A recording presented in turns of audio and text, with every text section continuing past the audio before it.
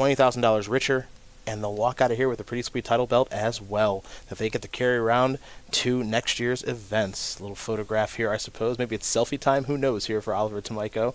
Edgar is prepared to do battle as well. These players will be given the green light in just a moment. And we do want to thank you guys, not just for joining us here today, not just for joining us here this weekend, but for joining us all year long and all decade long here on the SCG Tour. We started from pretty modest beginnings, as you mentioned there in Salt Lake, and now look at us now. They wouldn't even let us cover the best feature matches. God-awful shirts. They're really bad. Yeah. They were really bad. I made some changes to things. We had to, the shirts were not okay. Yeah. Get a button-up and a tie. Mm-hmm. Okay? Have a little class. Have a little class. Okay? You made me stop wearing jeans. You're damn right I did. You betcha. Made me stop wearing jeans. Over turf with those red tennis shoes. You remember that? I remember seeing that across the hall. We were standing on top of the stage, looking over the hall. Mm-hmm. We caught a look at over turf, and I said to you, "You gonna say something to him about it?" Didn't say Ryan or the shoes. Mm-hmm. Just said, "You gonna say something to him about it?" And he said, "Yeah, Ryan can't wear those shoes." Rhino, those have got to go, buddy. Those got to go. You going for a jog in between rounds? From humble beginnings. Yeah. And now here we are covering our last match of the decade here in 2019. You doing some calf raises? Yeah, absolutely. While the match is happening. Yeah. Underneath the desk, no one can see. That's all. God-awful shirts. Those first shirts were... I still have them at home. Yeah. SCG Live shirts. Oh, no, those all got sent to the Goodwill a long time ago. Wait, are you talking about the button-up, the black button-ups? The black button-up. Ooh, yeah. Yeah. Yeah, because they weren't short sleeve or long sleeve. They were in between. Right. Which no one knows what that is. I don't know what Yeah. that is. There's not a name for it. They don't make any sense around your... They don't fit your body. No. Is the No. thing. They smell terrible. Well, I think that's... They make you smell... I think that's more on you No, than the shirt. They're optimized for trapping sweat. Okay. If you say so. Yeah. If you say so. Not a problem. I said I would. Anyway, if you're in the San Diego area and you see someone wearing an SCG Live shirt, probably not part of the commentary team. They got it at Goodwill. Overturf just tweeted at me, hoodies and sneakers, something to think about. Thought about it. Not going to happen. That's my preferred style. I bet it is. But I have never advocated for it. I bet it is. Why don't you keep that at the Lodestone Coffee Yeah. up there in Minnesota? How about that? We're not bringing that here, my good pal.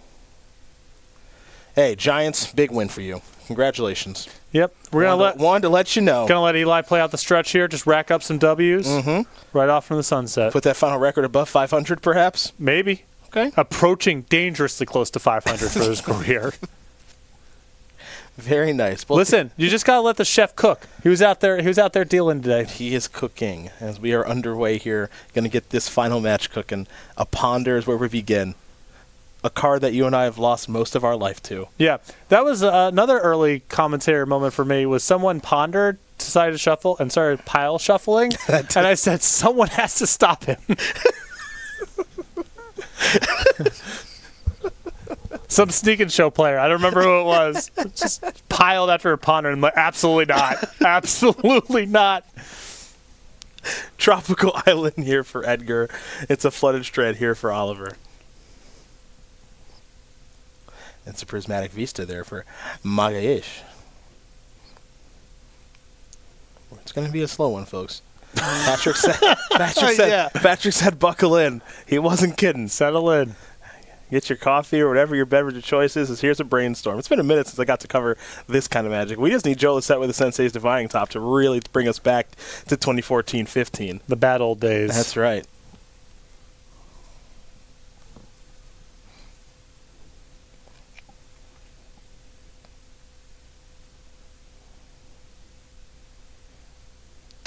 Interesting in this matchup is going to be the challenge for Edgar of trying to do something proactive here in the face of main deck Pyroblasts. Most of his ways of getting onto the battlefield are blue, and Oliver can fend those off pretty easily for 1 mana. Typically you see that through Spell Pierce, and you can wait it out. Edgar can't wait out Pyroblasts, so how does he go about actually getting something of substance onto the battlefield it's going to be tricky. On the other side of that, Tomajko can resolve Monastery Mentor with way less powerful reaction from Edgar's side. So I think that combination of Monastery Mentor plus Pyroblast into Tomajko's main deck, it's going to be problematic for Edgar. It'll be interesting to see how the game unfolds, how Edgar even decides to engage in doing something proactive in the first place. Flooded Strand's going to make it a perfect brainstorm, as Volcanic Island's going to be the weapon of choice here for Tomajko. No white mana yet here for Oliver. No Arkham's Astrolabe yet either to fix the mana. But he does have red mana now for the Pyroblast that is in hand. Looks like he has 2 copies, in fact. So we're going to head back over to Oliver. He'll draw a card. 4th turn of the game here. He's picked up a copy. It looks like a Force of Will. And there is a snow-covered plain. So the mana's online. All the colors as we head back over to Edgar. Edgar will play Misty Rainforest. Pass it back. Back to Oliver. Monastery Mentor the draw. Okay. Both Pyroblasts in hand right now. He'll pass. This is a Brainstorm on the end step in combination with 2 different fetch lands, Prismatic Vista and Misty Rainforest. So Edgar's going to draw 3 cards and put 2 back. Very good chance that the decision to brainstorm here motivated by Edgar being at risk of missing a land drop. The person who misses a land drop first is the one who's most likely to be forced into action, maybe ahead of schedule before they'd prefer. And Edgar willing to just use the brainstorm here to ensure that land drop for next turn.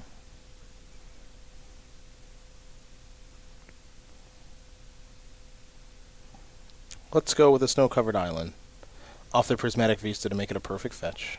Again, Edgar's had some serious trouble in the legacy portion of this event, putting up the donut early on yesterday and not able to ever cobble together a legacy win, so now would be a great time to break that losing streak in this portion of the tournament. He feels supremely confident in Standard with Jund Sacrifice, has not lost a match with that deck yet in Standard. And his Modern record has been good enough to get him through.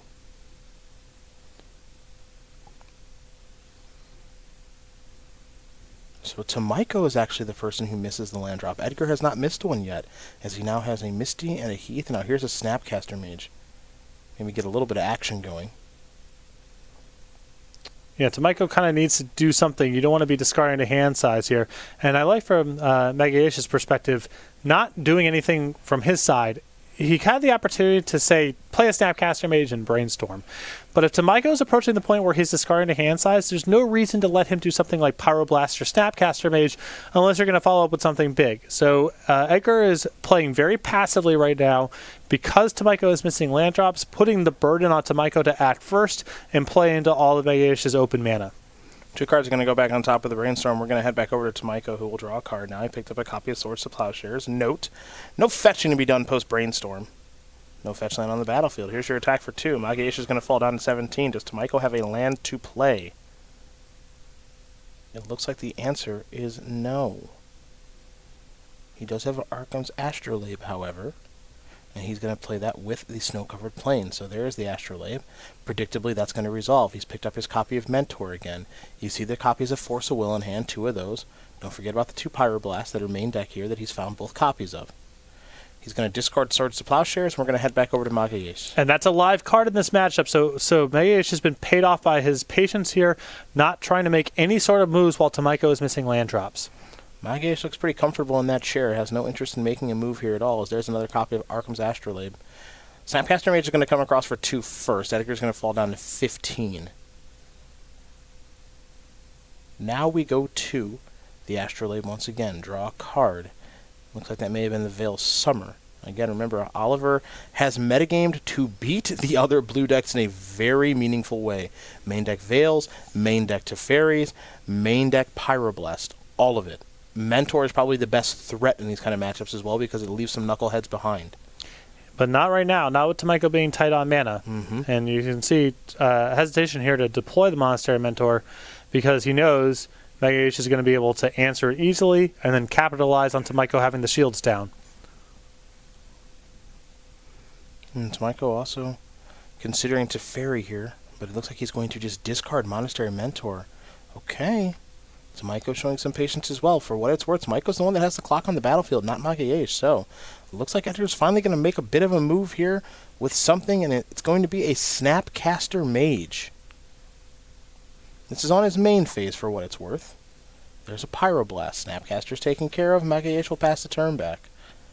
So we go back over to Tomajko. Tomajko has drawn a copy of Jace the Mind Sculptor. Snapcaster's going to come in for 2. Magalhaes going to fall down to 13.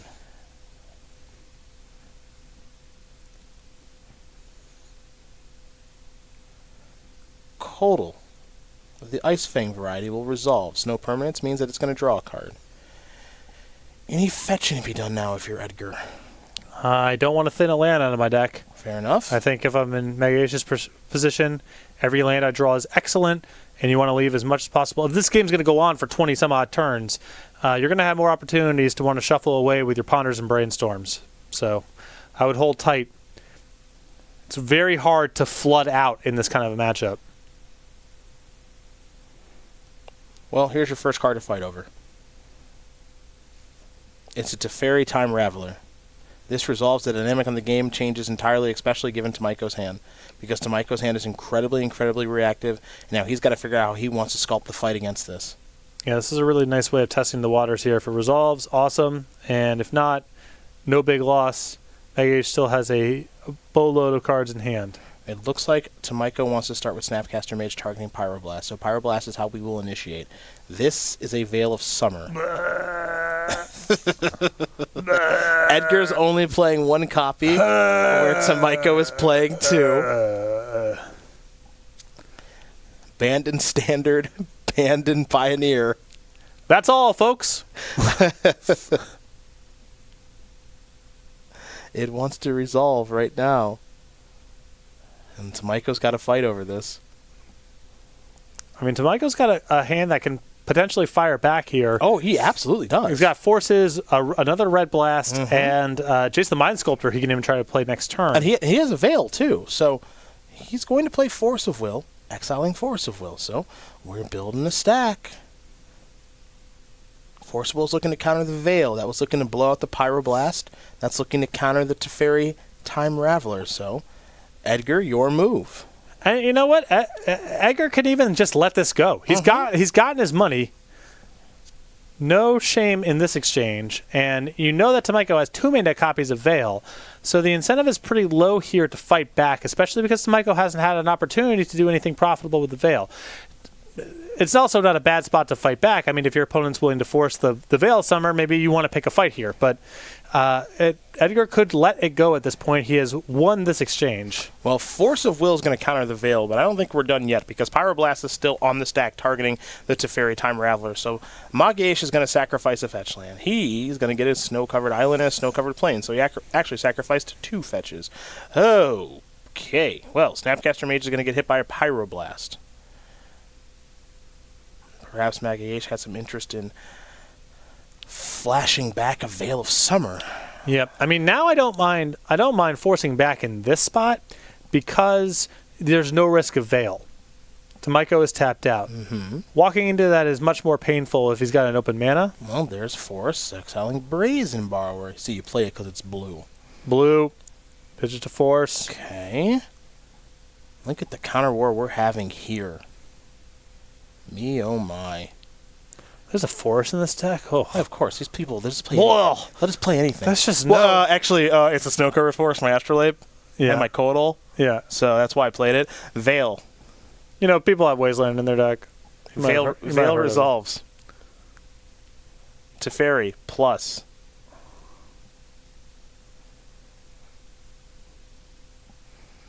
Oliver's hand right now, I believe, is Veil and Jace. Which, not a strong holding. Teferi's up to 5. Defending the Planeswalker. Magalhaes did an excellent job of navigating that counter war around a potential Veil of Summer. Just excellent. And you've got to be pretty darn experienced to be able to do that. Here comes Snappy. Snappy Dappy. Codal trade. Okay. Interesting to see that being the card you would trade off there. The Coil is so much better at threatening a Planeswalker than the Snapcaster Mage is against Tomajko's Snapcaster Mage. Well, it begs the question, as here is Jace going to be doing some brainstorming, of I imagine that Teferi is better at bouncing Snapcaster Maze than it is at bouncing Kotal. I mean, they're both pretty good. I agree that they're both good. I think you'd rather have Snap back in your hand to utilize than Kotal back in your hand. Sure. And I think that's where the decision point comes. But this game has taken a turn because now Jace the Mind Sculptor's on the battlefield, and that, as I'm sure you know, just like I do, given how much Legacy we've watched, that becomes priority number one. You got to get that thing out of here, because the longer it stays on the battlefield, the worse it is for you. Now here's a Ponder. Couple of cards, Force of Will among them. Force of Will not very good when the opponent has a Teferi on the battlefield.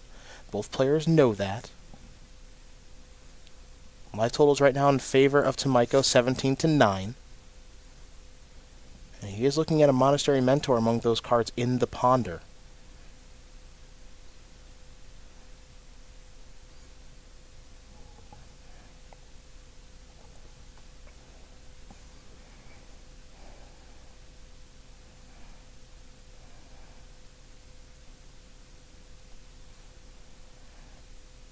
There's Arkham's Astrolabe. He'll keep that. All right, back to Edgar. What goodies does he have left in the grip? He might have a Jace of his own here. We'll have to see.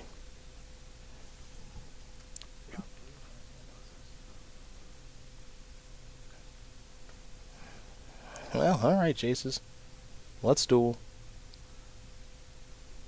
Is it time to go for a little brainstorm? It is, so... Both players now have active Chase the Mind Sculptor. They'll draw 3. Edgar will. He'll put 2 back here in just a moment. No fetch land on the battlefield, it looks like. At least not yet.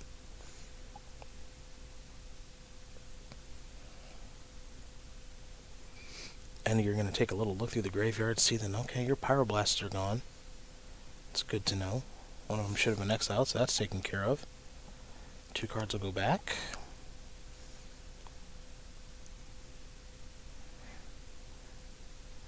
There's your fetch. Is it Oko time? Consul's Judgment, that'll work. Remember, Teferi's on the battlefield, so there's not any way for Tomajko to fight back. So now, the Planeswalker advantage, 2-0 in favor of Magalhaes.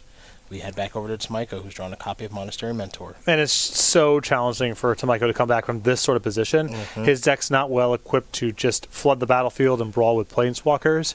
Monastery Mentor could potentially do that, but the Teferi, the Jace, and just Magalhaes' handful of cards can probably blunt that without much difficulty. A lot of Tomajko's sort of equity is built up in counterspells, and they don't work anymore. Well, Magalhaes might not work anymore either, because now here's Teferi. He's going to fight back. It's Force of Negation. That is it. Wow, huge win there from Edgar Magalhaes, who did not miss a land drop. You mentioned that would be the key. Yes. And that appears to have been the key in that first game. Able to build a sizable mana advantage, win the big counter war over Teferi Time Raveler, able to take care of Oliver's Jace, have a Jace of his own, and win it from there. He's up a game. And really just the fundamentals that he displayed there, really, really good. Before you're even talking about the tactics of the individual cards, there's just sort of a fluency in navigating these controlled mirrors, and Magalhaes was outstanding there. Tomajko's missing land drops. You're making yours. Tomajko has no dead cards in his deck because you have creatures, so his removal works, and his Tomajko's own creatures are threatening as well. So just sit back if he's going to be missing land drops, accrue a mana advantage, get some discards for your trouble. And Tomajko, what did he throw away? A Swords to Plowshares and Monastery Mentor? Those are live cards. Yeah. It's not like he just was pitching away dead creature removal. Tomajko was eventually forced to play something because he was just going to continue to discard cards. Magalhaes then had a really brilliant sequence navigating through all of Tomajko's potential responses, played around Veil of Summer brilliantly, and eventually buried Tomajko before even really attacking him for any damage. Tomajko tapped out knowing that the writing was on the wall. It would be a feather in his cap if he's able to win this particular matchup. It's a blue mirror, which Oliver appears to be more prepared for than Edgar is. So let's go to the sideboards. We'll start with Oliver Tomajko, and he's got a pretty varied one here. A Palace Jailer, a Gideon Ally of Zendikar, another copy or 2 of Pyroblast, along with Supreme Verdict, Surgical Extractions, Veil of Summer, 4 Rest in Peace, which aren't going to play much of a role here, a Blood Moon, a Wear Tear, and a Terminus.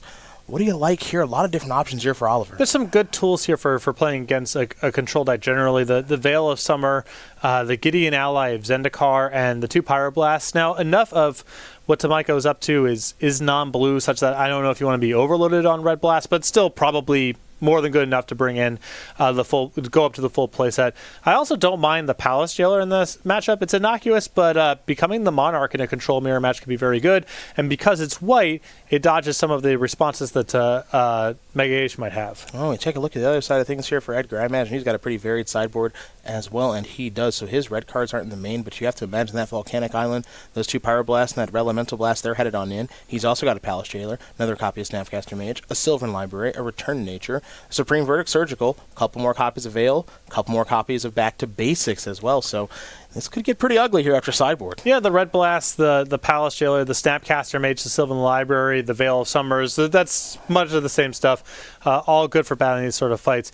What's interesting now about these blue mirrors, the combination of Pyroblast / Red Elemental Blast and Veil of Summer means that exploring options that are not blue and not black are a lot more appealing than they used to be. And so you see Palace Jailer in both these player sideboards. It's not just for this kind of matchup, but becoming the Monarch's really good here. Sylvan Library in Magalhaes' sideboard is also just a concession to the fact that you want to be playing some good control cards that are not blue and not black. Sylvan Library is probably weaker than a couple of analogs you could find in some other colors, but dodging Red Elemental Blast, playing well against Veil of Summer, that's part of what's going on here too. Well, you saw the options there, for both players, and they are plentiful to say the least. So it's time for them to shuffle up and get ready to rock and roll. And that's the player on your right, Edgar Magalhaes, who has won the first game of what may be many here between these two great players. 25 years old is the native of Burlington, Ontario, Canada. Opens played this year 19, top 8 7, wins still eluding him. All time he's got 10 open top 8s, but he doesn't have a W anywhere just yet. But it would be pretty impressive to say that his first win on the SCG Tour came at our biggest tournament, our Players' Championship, to close out 2019 and the decade as a whole.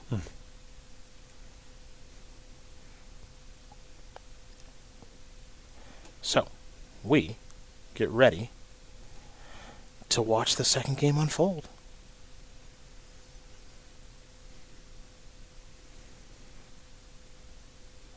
It's a good battle here between them.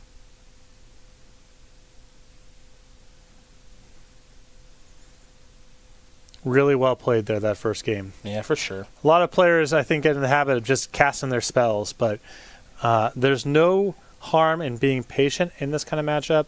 When your opponent starts missing land drops, just hang back. They're going to have to play into you eventually, or they're going to be discarding cards of value. And at that point, you get to exchange mana the way you want to and start resolving your own stuff. We're underway. It's a Flooded Strand to start here for Tomajko. For Magalhaes, it'll be a Tundra and a Ponder. And one thing you noted during the pregame show, which I think is not that important here, but is worth noting, you can go get your non-basics in this matchup with basically no punishment because these players aren't rocking Wastelands. No. It's not about that here. Right. And I think Magalhaes' mana base is one of each appropriate duel and then a bunch of basics. Tomajko's, I think, might be essentially the same. Mm-hmm. And it's, the mana requirements can be a little cumbersome sometimes. You want to have the option to get the duels when the matchup looks like this, but you want to limit your exposure to Wasteland as much as possible. So one of each of the appropriate dual lands alongside a ton of basics and Astrolabe, very common way for these decks to be constructed. Edgar, very cool, calm, and collected in that chair right now. I think that's really, really worth noting body language-wise. Not saying that Oliver isn't, but Edgar is kind of back in his chair, just seems like he's kind of at home right now. Just remember, he just got through a marathon affair playing against Zan. You think maybe he's starting to get maybe a little bit mentally worn down as these 3 days have been a lot for all the players in this tournament, especially the ones making the finals, but he looks comfy. Absolutely. And, this is not a new situation for here. Remember, Tomajko got to the finals here playing against Dylan Donegan, and he got trucked in the legacy portion of that. Sure. So losing this match here would be a little bit disappointing insofar as the matchup's not nearly as lopsided as the one that he played against Donegan, but he was able to come back and win that match in spite of losing the legacy rounds. Tomajko's a cool customer. I'm sure this is not phasing him very much. Ice Fang Cold are going to come in, draw a card, and get on the attack. Doesn't attack for a ton, just 1 point of damage coming across, but it's better than nothing as we head back over to Tomajko. Oliver's going to play Misty Rainforest and just pass that turn back. So, we're going to go back Edgar's way in just a moment. No snow permanents right now for the Death Touch count. Not really all that relevant in this matchup, but that 1 point of damage in the card drawn, that's already taken place. So, the Kodals come in for 2. There's a Flooded Strand, and now we're tapping some mana on the main phase, or are we? We are. Sylvan Library, a tough one to counter.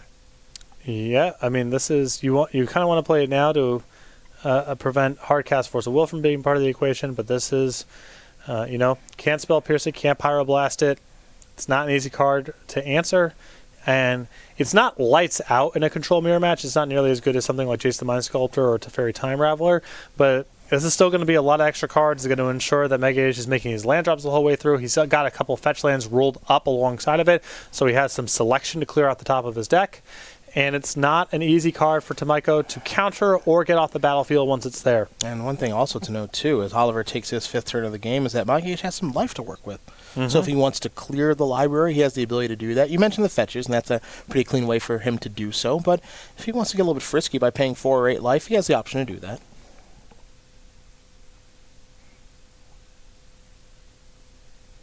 So we head back over to Oliver for his 5th land. His 5th turn. We'll see if he does have a 5th land to play or not. A couple fetches, Snow-Covered Island, Volcanic Island, and Arkham's Astrolabe on the battlefield. He'll sacrifice a Flooded Strand. Oliver going to fall down to 17 after a couple chip shots from the Icefang Cold and the fetch land. That is a Savannah.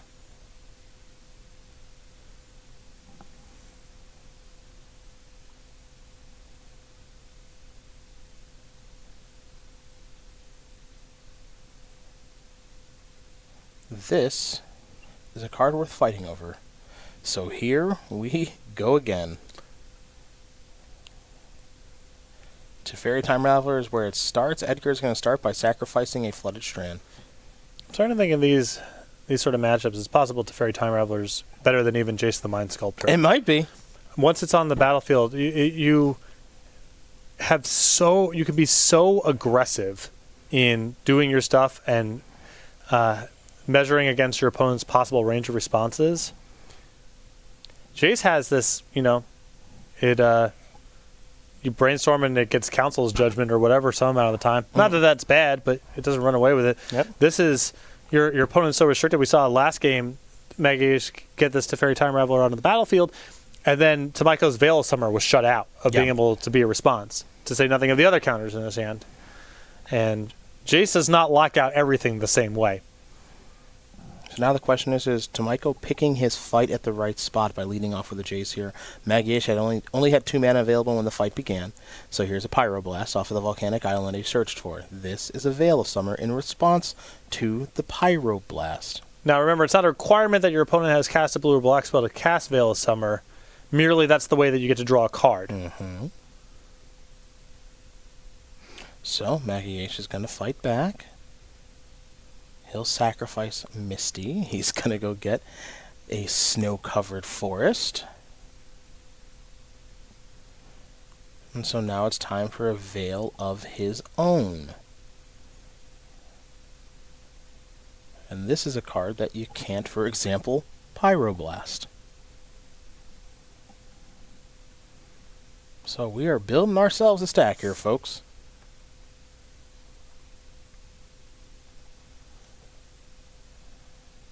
This green card it's a lot.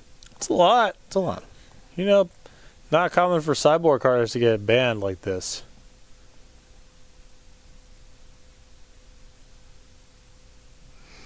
And draw a card when an opponent has cast a blue or black spell this turn, which Edgar would get the opportunity to do. Spells you control can't be countered this turn. You and permanents you control gain hexproof from blue and from black until end of turn. Natural design. Could have seen this in alpha. Which as speaks to the fundamentals of the game engine. Which as you said, is one of the best Magic sets of all time as far as aging and design is concerned. Oh, absolute. Well, absolute masterpiece. Force of Will is going to go after Veil of Summer. Have you seen Raging River? Masterpiece. I believe you. Look at this counter war. All over Teferi. So, Veil down. Pyroblast down. Teferi in. There's Raging River. We'll get to that in a little bit. For now, Teferi is at 4. It's on the battlefield. It was a game winner for Magalhaes last time. It might be a game winner for Tomajko this time. Masterpiece. Yeah. Elevator goes up onto Teferi. We're up to 5. Pass the turn back.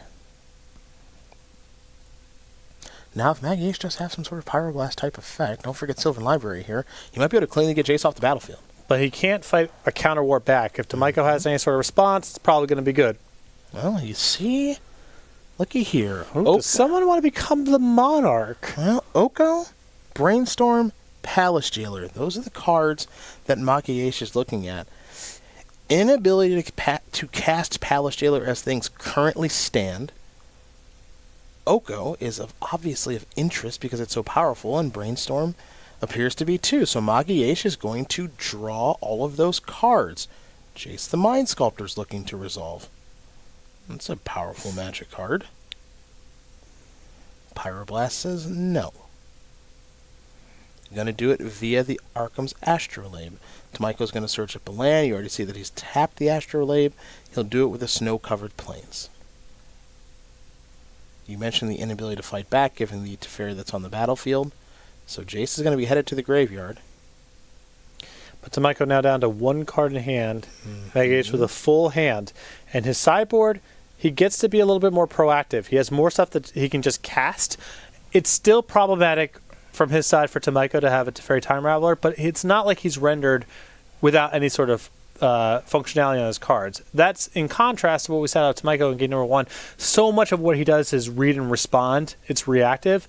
That a resolved Teferi Time Raveler on the other side is just, I mean, his deck doesn't really play that well in the face of that.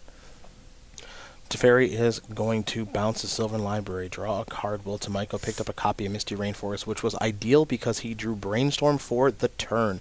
So Snapcaster Mage, Ponder, and Snapcaster Mage are the draws off of that Brainstorm. 2 cards are going back, and he's got a fetch land to go along with it. So a timely set of draws there for Oliver Tomajko.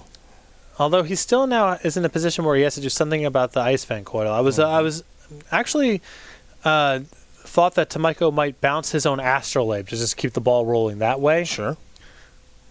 And now he's under some sort of pressure to get the 1/1 flyer off the battlefield.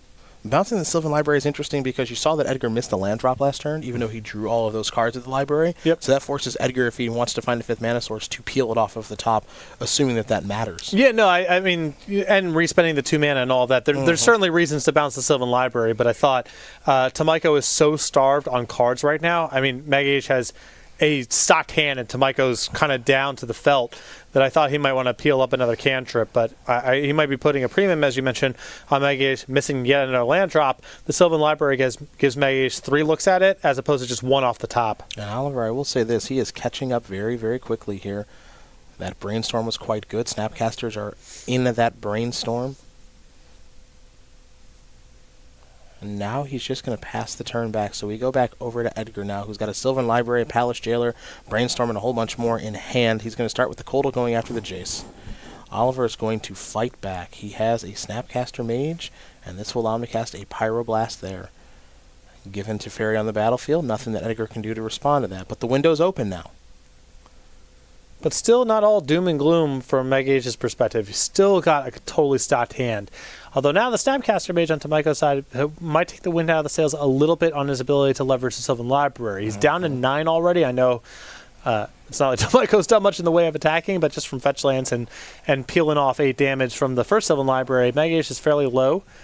So it's going to be hard for him to gas back up via the Sylvan Library. I think your assessment of Teferi in this matchup was very, very smart, insofar as it might be more important than Oko, than Jace, than any of that stuff, because once that thing's on the battlefield, it changes the way that you can read and respond to anything that's going on, and these Legacy decks play so well with their instants, the inability to do that, like having to cast a Brainstorm right now, you have no choice. It's very notable. Yeah, and it just increases the ceiling on so many of your cards and your draws. Tomajko right now, if he draws a Jace the Mind Sculptor, just put it on the battlefield, you know, and Magalhaes, there's no way to counter it. Maybe he can respond on his own turn, but you at least get a Brainstorm for your trouble. And the same is true for, you know, Monastery Mentor, much the same thing. You can play it and do a little bit on your turn, as long as that Time Raveler stays on the battlefield. If it leaves, then you're playing 3 cards in hand against Magalhaes' 7, and almost no matter what Magalhaes' hand is, you're in some trouble. Prismatic Vista appears to be a pretty big find there from Magalhaes. Was missing a 5th mana source and a fetch land to go along with the Brainstorm is pretty darn nice. So, Brainstorm doing what Brainstorm does, which is be the best card in Legacy, helping to smooth things out here for both players.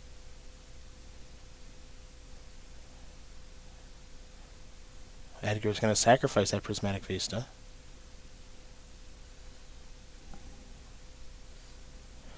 It's a snow-covered plains for him. Can he get Teferi off of the battlefield is the question. Struggling thus far.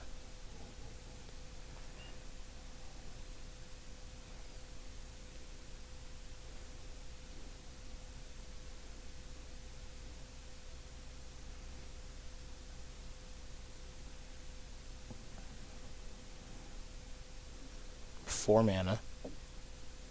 Palace Jailer. Okay. Give me that Snapcaster Mage. And Edgar is the Monarch. Alright, I mean, hey. Can't check. Remember, this is not Oblivion Ring. It's a little bit tricky. Yes, it is. Tomajko has to become the Monarch. An ability that is not denoted via reminder text. That's It right. is just assumed you know what that means. That's right. That's right. Which I do not. In order to become the Monarch, you have to deal your opponent damage. That's how you get it. Oh, okay. Yeah. Here's a Gideon. Will you look at that? Yeah. Now Tomajko could become the Monarch.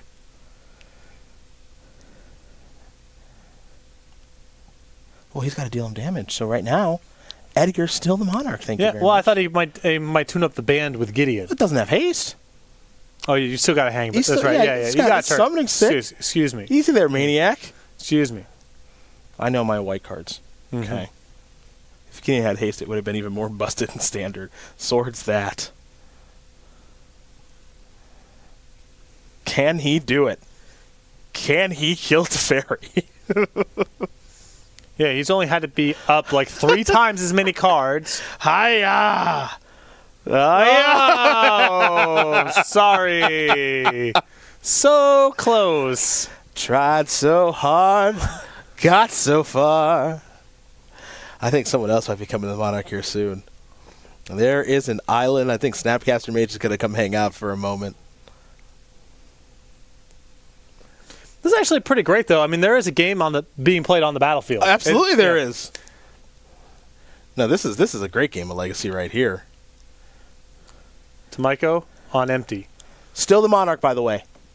Yes. That doesn't change. Even though Palace Jailer's dead, no. The sub-game just happens still. All right, Astrolabe. Let's peel one.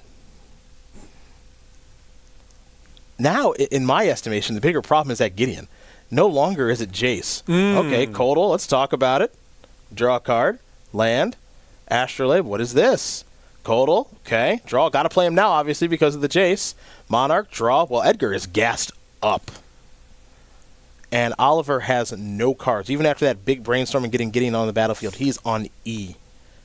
And once Magalhaes, if and when he can get Teferi Time Raveler off of the battlefield, then he can use Source of Plowshares as an answer to Gideon Ally of Zendikar, and then Tomajko he's so far down on cards. That's pretty much the whole game. Magalhaes moseying along. Keep in mind, Edgar is at 8, doesn't have a ton of life to work with. Not like he can take a ton of Gideon hits here. Doesn't even want to get hit because he wants to remain the Monarch. So, where do we start now? We're going to go to Snappy. Snappy on Pyroblast. Bang. Is it going to work? Nope. Force Negation says nope. Big top deck there from Tomajko.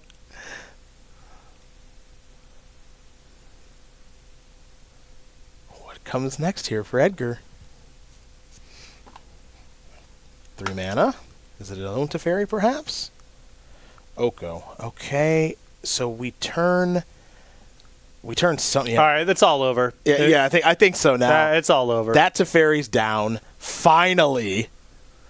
I'll tell you what, that Teferi was warping the entire game around it.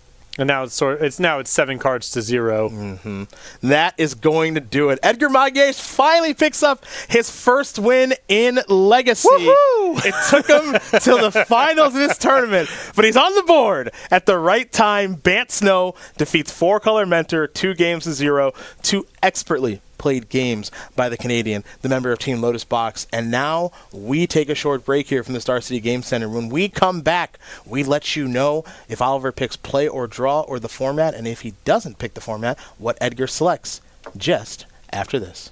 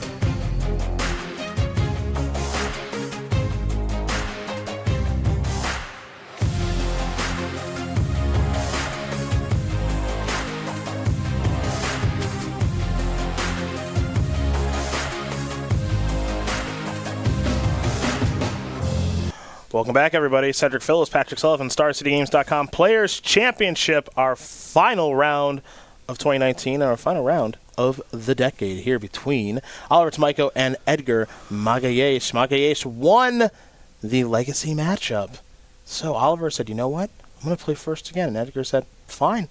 Let's play some Urza. Let's play some Modern. Let's start with Oliver Tomajko. He's playing Bant Urza. He's got the white splash here, Patrick. We're used to a lot of these elements, and I know that with the matches we covered earlier, a lot of this weekend we've covered Urza doing its thing against Devoted Devastation, and you've wanted them to find hands that interact with Devoted Druid, a little bit slower, more interactive. How do you feel about that plan in an Urza mirror? No, just proactive, brute force it. You got spell quality to cover yourself a little bit. Very good in the matchup. So many of the marquee cards cost 3 or 4, like Oko or Urza. And, yeah, pedal to the metal, be as fast as possible. set up Cryptic Command lock after developing your battlefield.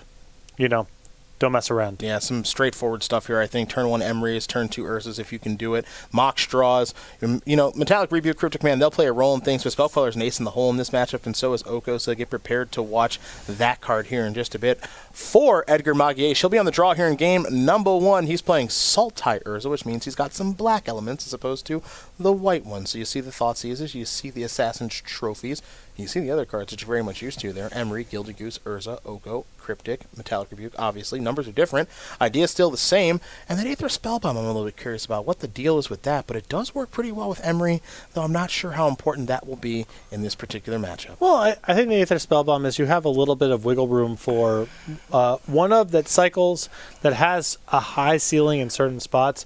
Witching Well is kind of the analog to that, I suppose, in Tomajko's deck, where, if you draw it, it's whatever. It's fine. Cycle it or scry or whatever.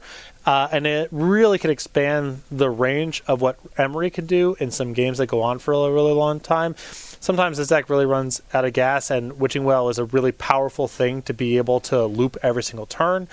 It doesn't come up all the time, but it doesn't have to come up that frequently for it to be worth 1 slot on the deck.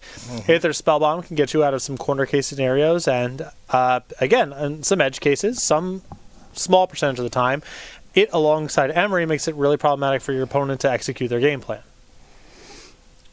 Modern is the name of the game now, and if we do see Oliver tie this up, that means we move to Standard, and I think that's part of the reason that Edgar selected Modern here is because Oliver's playing Simic Flash, Edgar is, of course, playing Jund Sacrifice, and I think Edgar would prefer to be on the play for the Standard portion if we get there. Definitely, and Donegan made the same call against Tomajko in their top 4 match. I'm actually surprised that more of these Urza decks don't do something like 1 Witching Well along with 1 Aether Spellbomb. Like, there is the room for, if a card cycles and has a low opportunity cost, but has some amount of the time be very powerful alongside with Emery Recursion, feels like that's a dimension you want. Sometimes the Emerys are a little bit modest. You get in these long games where it's not doing a whole lot. Yeah.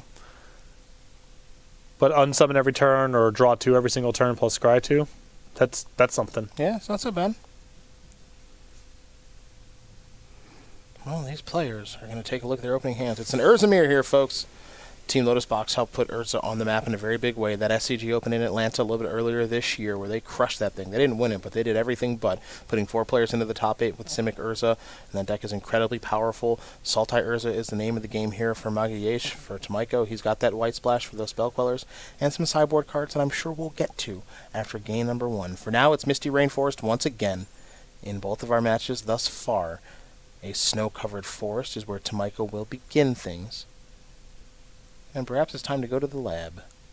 I mean, the lab, but indeed, it will be a Gilded Goose with a food token, and we'll pass it back over to Edgar Magalhaes, 1 match away from becoming your player's champion.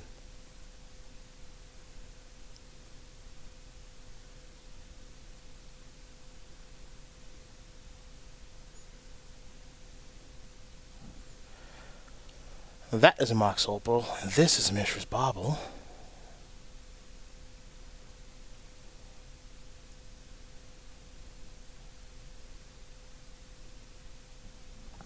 What comes next here? Polluted Delta. I'm just going to pass the turn back. So this is bluffing Metallic Rebuke right now.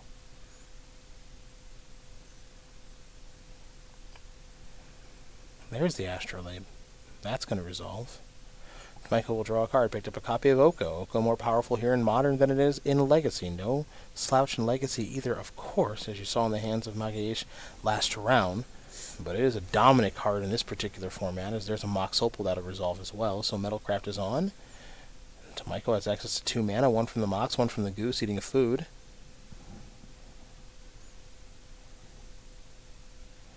Well, where does he go from here? He just passes the turn back over to Magalhaes, so these Urza decks are mighty, mighty powerful, but nothing too crazy just yet. There are a handful of cards that matter if they resolve, and the rest of the deck is just infrastructure for it. So both of these players are going to be, everything they're thinking about right now is around Urza, Oko, and to a lesser extent, Emery. How do I get mine on the battlefield? How do I prevent my opponent from resolving one?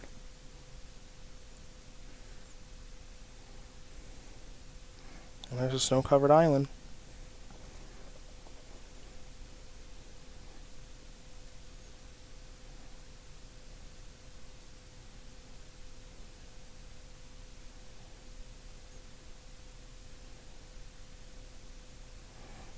And engineered explosives.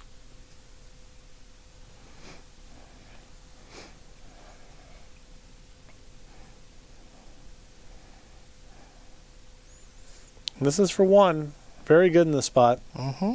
Getting Gilded Goose is quite the prize. And even that astrolabe is contributing to the metalcraft for the opal. So if there's no metallic rebuke here, which there is not, now you wonder if Edgar's got the land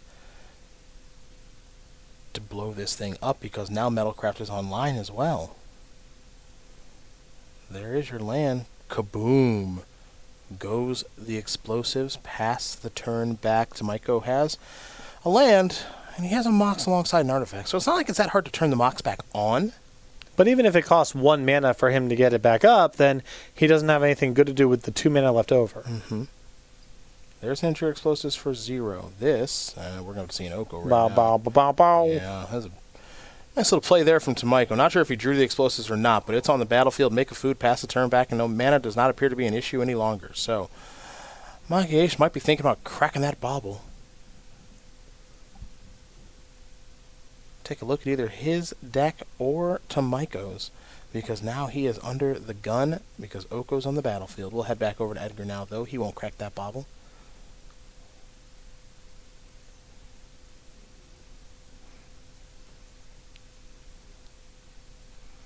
It's going to be an astrolabe. That'll resolve. Draw a card. That was good explosives last turn, but not good enough to slow down Tomajko's development. Yeah, Magalhaes is really hoping to avoid 0 mana artifact along with land plus Oko. That's the one thing that punishes him for that line quite a bit. I think probably still a good risk to take, but now in some trouble.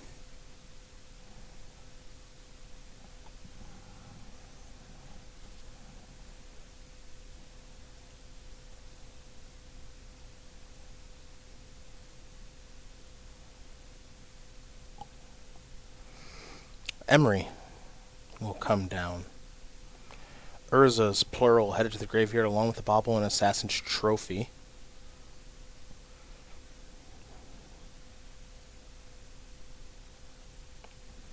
Breeding Pool is going to enter the battlefield untapped. Still reppin' Metallic Rebuke. And Magalhaes will pass the turn back. Does Tomajko want to turn that Emery into an Elk, so that it can't do much of anything? Also worth noting that Tomajko has the ability to blow up an Engineer Explosives. If he did that, he'd blow up all his food in Mox Opal, and he'd kill Edgar's Mox Opal and Mishra's Bauble if he didn't use it, so that doesn't seem like that appealing of a play.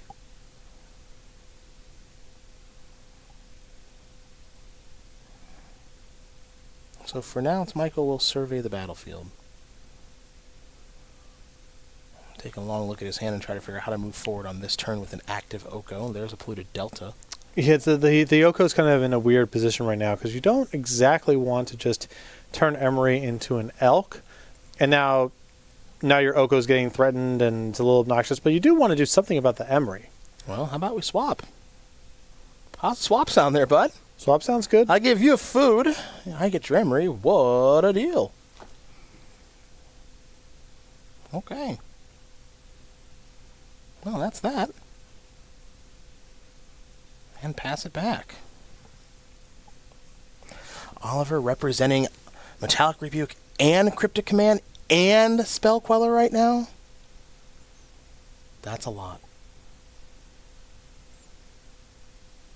I'll tell you what, as we head back over to Edgar, Magalhaes, she's got to figure out how to work through all of this stuff now. And with Tomajko being light on resources, even being able to Emery for the Astrolabe once could be bad news. Well, the Spell Bomb. Will you look at that?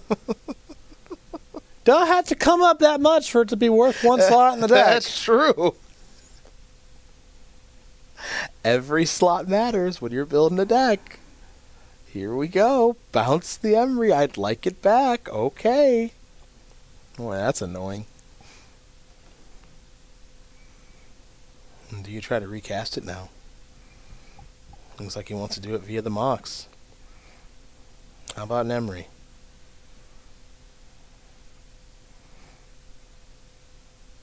Edgar looks locked in right now. Mm-hmm. He's playing some really good Magic. Not saying Oliver isn't, but Edgar looks locked in. Yeah, he has been running circles around the tricks and responses that Tomajko has had in the Legacy rounds. And now here, you know, again, the downside was really bad on the play that happened for Magalhaes a couple turns ago, opening himself up to that Oko, but he's playing through it right now. Metallic Rubik's going to take care of the Emery. I'm not going to fight over that because Oliver does have 3 mana available for another Rebuke or a Spell Queller. Remember, we are talking about open deck lists now. These players know exactly what each other's playing and have been for a couple of days. So the fact that Oliver has access to Spell Queller mana, not going to surprise Edgar or you at home. So no movement there to try to force through that Emery. So Tomajko, what's he want to do? He wants to blow up engineered explosives. Okay, yep, but nope. He'll sacrifice the fetch first. You blow up EE. If you're Oliver, you lose your own Mox and your food token. You blow up Edgar's Mox and Bobble and his food token. Okay. That's what that would be. As he's going to search up a Hallowed Fountain and have that enter the battlefield tapped first. So does he want to blow up the EE or not? Engineer Explosive is an incredibly powerful card, but not going to be used just yet. Sunburst currently equaling 0. Yeah, he just gets a lot of lines are taken away from Magalhaes in the long term should he resolve his own Oko if Tomajko has an Engineer Explosives at the ready. So even if it doesn't look like much, there's no reason to rush to get rid of it. Alright, Witching Well here for Tomajko. That'll allow him to scry too. You can crack that to draw a couple of cards as well, and then you can really smooth out your draws if you've got an Emery going, which Tomajko currently does not. Almost did, given the old swapperoo we saw with Oko a couple turns ago. And there you do see the Witching Well. Nice little one-of that this deck is able to play, as now a food token has been turned into an Elk, and Tomajko's going to hold steady. Not going to be attacking with that food token, so time for Edgar to finally use that Bobble. Take a look at Oliver's top card. Draw for the Bobble, draw for the turn, and we head back over to our Sultai Urza player.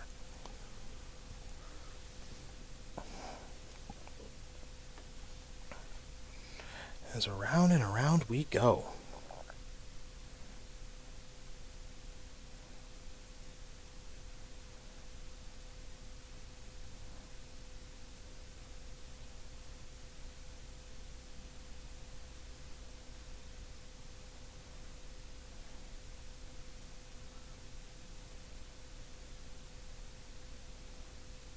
Breeding Pool untapped.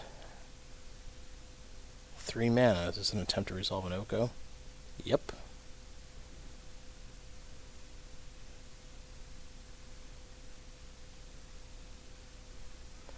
In there.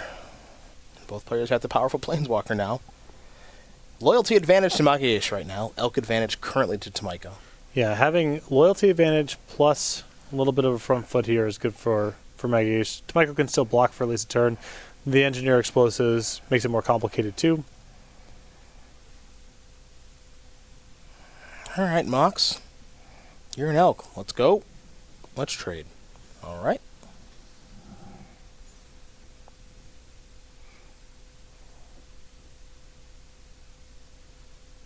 Still has Rebuke available.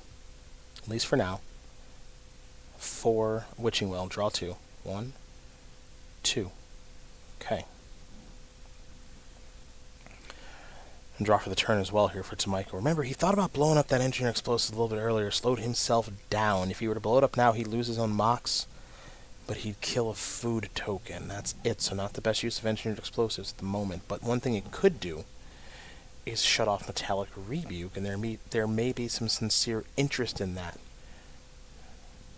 The improvise on Rebuke would have Magalhaes tap that food token, as well as that Astrolabe, and pay the blue with the breeding pool.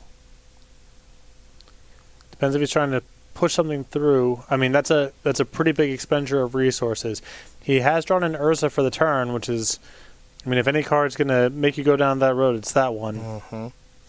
Emery, with 3 mana available. So, 4 cards headed to the graveyard. Cryptic Command, Gilded Goose, Metallic Rebuke, and a land. See you later.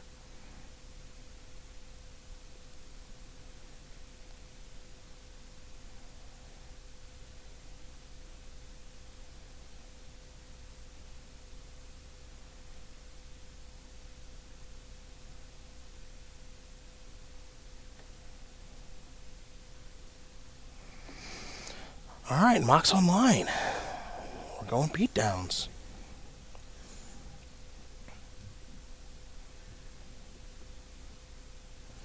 It takes some real skill to navigate these type of games. Oh yeah, well, I mean, Such a mess. there is a lot of the toughest matches in Magic to play are where there's a blend of a lot of decisions on the battlefield and then fluidity in terms of like what's your position in the matchup, what's your game plan overall, what are the cards that I'm most scared of my opponent drawing, what I'm trying to maximize my chances of finding, and the Urza matchups have a lot of that. Mm-hmm. They really, really do. Even just navigating games involving Oko at a certain skill level, that's really hard to do. Yep. And that's just one piece among many. All right, Astrolabe in. Can't engineer explosives that for 0. So now it's a decision of Emery, you want to jump in front of this? Had he turned his food token into an elk, engineer explosives could have blown it up. So Emery's got to jump in front. Okay. Flooded Strand. Mox.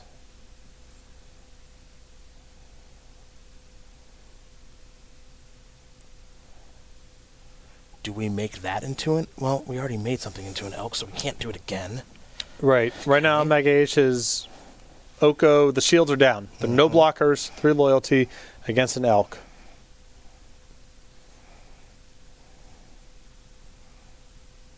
Magalhaes with a couple of cards in hand. Looks like 2.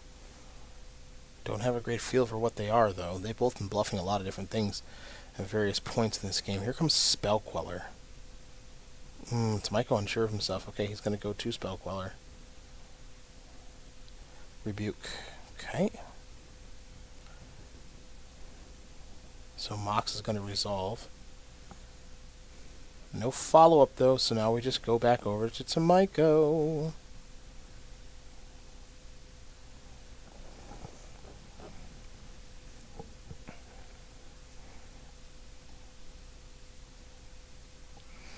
Oko, up to 4. EE, looking for more. Beatdowns. Got there. Thank God.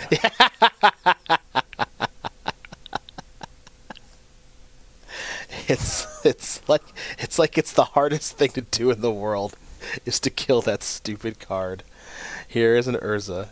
Will it resolve? It looks like it does. And this one appears to be slipping away from Edgar now.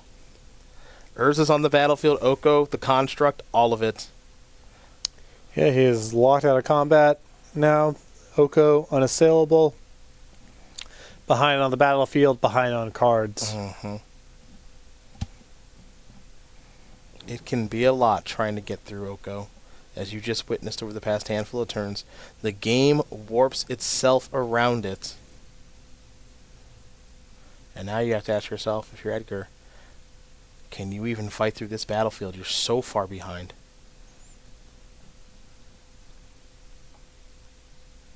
I think he might be asking himself that question right now. What do my draws look like to get back into this thing? He'll take a draw step. Oliver's played a great game too. Really has. Very skillful navigation here. Mm-hmm. So many dimensions of these games. Watergrave's going to enter the battlefield tapped. Edgar's going to pass the turn back over to Oliver. Oliver will untap all those permanents. He's drawn a card. He has an engineer explosives in hand, among other options. Oko on 4, could go all the way up to 6 if he'd like it to. We know what Urza can do, even though there's just one artifact on the battlefield, the construct itself. So, here come the Elk tokens.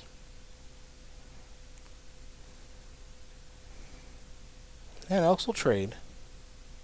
3 damage is going to get through. Magalhaes is going to fall down to 12.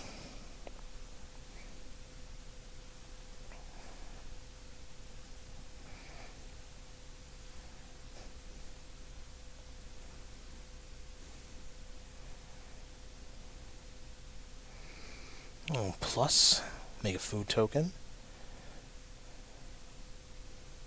5. Spin the wheel. See what we find. Top card. Seen worse. Yeah, I mean, it's not the best for Battlefield 4, but usually when a crit command's not that its best, it's because your opponent's completely dead. He's going to bounce Urza, draw a card. Yeah, because... Make another construct then? Right, you got it. You got it. No, I'm just a little surprised. It's an expensive card to try to resolve, that's all. Yeah, but Magalhaes got nothing. This dude got nothing. Yeah. And his draw says cryptic, who cares? Yeah, sure. Get next turn. Yeah.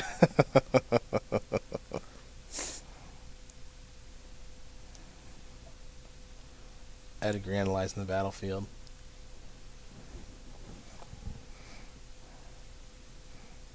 See where we go from here. Oliver has come all the way back in what has been a very, very complicated, confusing, but incredibly fun game. Goes to Oliver Tomajko, as Magalhaes will concede the game. Bant Urza up a game over Sultai Urza. We said we're going to be here a while. Mm-hmm. We hope you're sticking and staying with us, as we got to crown ourselves a champion. We've entered hour 2. We're in hour 2? We're at hour 2. You sure? Clock's rolled over. That means we could just be an hour in. Oh, no, I got it. I'm sorry. We are past 1 hour. Yeah, I've got it. Yeah, I know. It was... My phrasing was not the most clear. That's all right. That's all right. That's on 1 me. hour and change into this match. That's on me. It's okay. How about the sideboard? Let's talk about it. Let's go to Edgar, baby. There it is, Robbo. 3 Dampening Sphere, a Dark Blast, 2 Disdainful Stroke, 2 Drown in the Lock, 2 Fatal Push, 3 Veil of Summer, still legal in this format, and 2 Nile Spellbound. What the heck do you want to do here, Urza Master? Interested in the Veil. Interested in Drown in the Lock. Could maybe be talked into Disdainful Stroke, but probably not. There you have it. Yeah. I'm interested in cards that can counter Oko. Both strategically and aesthetically. 2 Ashiok's, 1 Teferi, 4 Damping Spheres, 4 Paths, 2 Needles, 2 Veils. Teferi, Veil seem like the best. Turn it into Legacy matchup. Exactly. Basically, yeah. Same cards. Yeah, it really All is. the same cards. A lot of people said these Urza decks feel like... 2019 going out with a bang, I'll tell you what. It sure as far is. as the new cards go. They didn't mess around with Throne of Eldraine and Modern Horizons? Yeah. They didn't mess around with No. There's a lot of substance here. They decided to pump up the jam. Yeah. And they did. Oh, did they ever. And hey, even Core Set 2020, that's where Veil came from. Mm-hmm. So... There's your sideboard options there for both players. Game number 2. They're working on it. They're taking a look at sideboards. They're figuring out how they want to reconfigure their deck. If you are just joining us, it's Cedric Phillips, Patrick Sullivan here in the booth. We're at the StarCityGames.com Players Championship. Our final match of the year. Hashtag SCG Tour. Excuse me, at SCG Tour. Hashtag SCGPC. You know what they can do? Join the conversation. Yeah, you can. Talk about it on social media. Mm-hmm. Where everything is fun and friendly, and you can talk about the players who made some money here this weekend, folks. Rank them. Well, look, we're going to rank them. We're going to rank them for you. 16th place is Abe Corrigan. 15th is Chris Barone. 14th is Harlan Fear. 13th is Joe Lissette. They did not make day number 2 of competition, but the rest of our fine folks here did. In 12th There's young Jonathan Hobbs, who had a great year on the SCG Tour, as did Dominic Harvey, who came in 11th. Jeremy Bertarioni, a member of Team Lotus Box, came in 10th. And there you see Drake Sasser. He came in 9th. $1,500 goes to Matt Dilks for his 8th place finish. Collins Mullen finished in 7th. He'll also walk out of here $1,500. Then you see Zach Allen, the Michigan native member of Team RIW, with $2,000. He walked out of here in 6th. In 5th, it was our Season 1 Invitational champion, Colin Roundtree. Dylan Donegan, one of our most seasoned players in this tournament, finished in 4th with $3,500. Our SCG Tour Player of the Year, Zan Saeed, finished in 3rd. Also walked out of here with $3,500, and we got to figure out who number 1 and 2 are going to be. They're playing for quite a bit of change right now. Lead currently for Magalhaes in matches. Game lead in this match goes to Oliver Tomajko after winning game number 1. A lot of money on the line. These players have fought all year just for this. And someone, again, is walking out of here with that $20,000. And that's StarCityGames.com Players Championship title belt. Going to cut a promo. What's that? They're going to cut a promo. I hope so. Oliver has not lacked any confidence here this weekend, so he strikes me as the type who could cut a promo. The 19-year-old member of Team Mythico Studios has the smartest, coolest, and most awesome little brother in the world. Maybe his brother will play with his title belt like I used to do with my action figures, my brother's action figures. I had him. Just giving suplexes to Macho Man and Hulk Hogan, everybody else. He played in 20 Opens this year, top 8 at 5 and won one of them. 7 top 8s all time with 2 wins for the 19-year-old. And if he keeps at this whole Magic thing, it's going to be a lot more open top 8s and a lot more top 8s in general for Oliver Tomajko. Full resume already. He's a good one. And he plays Legacy in these older formats just as well as he plays Standard, which is the newest one. You'd think the younger players would know the new formats, but not the old ones that well. I'd say he knows them all. Nick Miller's got the belt. He's on Twitter. He's getting a little wild, thinking about walking out of here with it. Mm-hmm. I see him. Miller, the belt's got to stay, bud. Nick Miller, would be a great heel manager. Easy. He'll do the talking for you. He also slide you the weapon, I think, really well. Yes. Yeah. Give him a tennis racket like Jim Cornette. Give some beatdowns with that thing. We're underway. It's a snow-covered island into an Arkham's astrolabe. Here for Edgar Magalhaes. We're over to Oliver Tomajko. Breeding pool's untapped. Gilded Goose gives him a little bit of acceleration. There is your food token. We're going over to Edgar.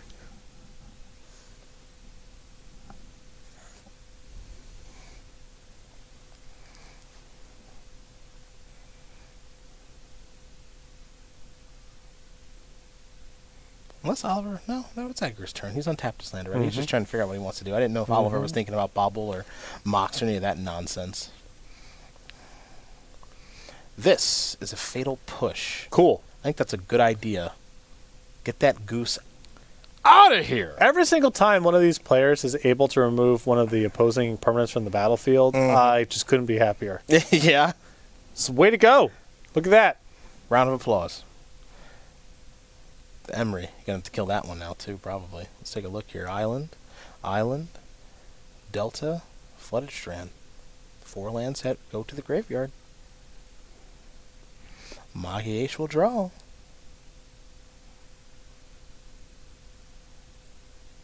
There is a Misty Rainforest. Is it time for everyone's favorite planeswalker? Be a great time for it. Breeding pool untapped. Suspicious. Oh, what could it be? Well, why would he get a breeding pool on tap when he could fix the man with the astrolabe? Unless... Oh! Well, take that. Take that, tough guy. The goose is loose. 2. Okay, another goose. What do we know? He's representing Metallic Rebuke right now. I'll give him that. Island 2 food tokens. Tap him, counter the next thing. That is a Mishra's Bobble. That gives you a little something to do with the Emery. So, take a look at his top card, Will Tomajko. Top card goes back on top after taking a little look-ski-poo.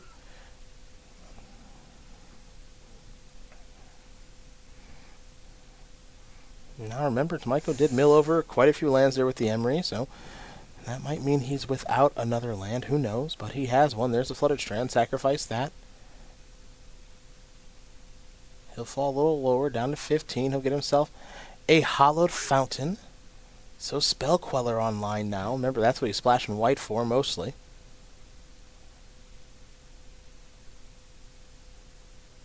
Bobble going to come back, thanks to the Emery. He'll crack it now. Take a look at Magalhaes' top card. Pass the turn back. 2 Bobble triggers. Let's see if he remembers them both. 1. I think he got them both. We're going back to Edgar. He's looking to tie this matchup up, though. I will say this. He hadn't won a match in Legacy. Got the job done there. He has not lost a match in Standard. Makes you wonder how he feels about that. If he can get back there. Though I'm sure he'd prefer to get it done right now. This is an Oko.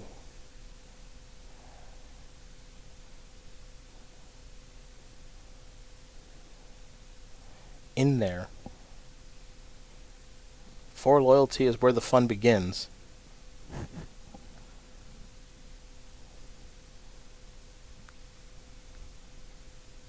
Fun. Yeah, that's the word I used. You heard me. Okay. Say what I mean what I say. Well, it's actually not. It's a little bit more probable here where it's possible that this might end up with someone attacking someone else. But I wouldn't get my hopes up. Edgar's going to try to turn that Emery into an elk.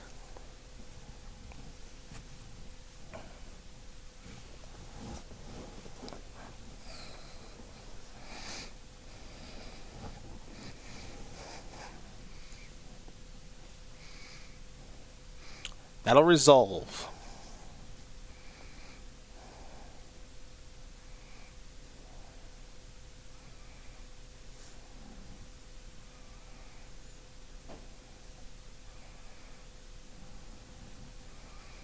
We're going in for 3. Goose is going to block right away. The goal now is to Yeah. keep that Oko alive. Yeah. Yeah. Lean into its unassailability. Mm-hmm. Yeah. This is an Arkham's Astrolabe. Next is a forest of the snow-covered variety. How about a goose? It appears to be loose. Another food. Pass it back. Magalhaes will untap. Let's draw a card. Snow-covered island. Elevator going up. Beat downs anyone? Or do we hang back? And protect our Oko no Joko. Yeah, it's probably more powerful to block. There you go. While Tomajko doesn't have an Oko because your position just gets harder to. I don't, Go ahead. Go ahead. Let it out. Let it out, big guy. Because Magalhaes' position only gets stronger as time goes on. Yes. Having 1 Oko versus 0. The incentive is for him to hold back on defense because he is going to add more permanents to the battlefield and be in a position to add more blockers to further protect the Oko or to be in a position to respond as fast as possible should Tomajko resolve an Oko of his own. I knew you'd get there. Yeah, I just need to rev the engine up. Yeah. You know what I mean? Yeah. That coffee cup's not empty. Yeah, Rob can get you another cup. Intern Rob's got you like 6 cups of coffee this weekend. Yeah. Let me shake this. All right, Rob, we're at 1442 right now. Yeah, we sure are. Hit me up at 35. That's about my line. Call it 35. About 20 minutes from now. Here's an attempt. Yeah. Here's an attempt to resolve an Urza. Go for it.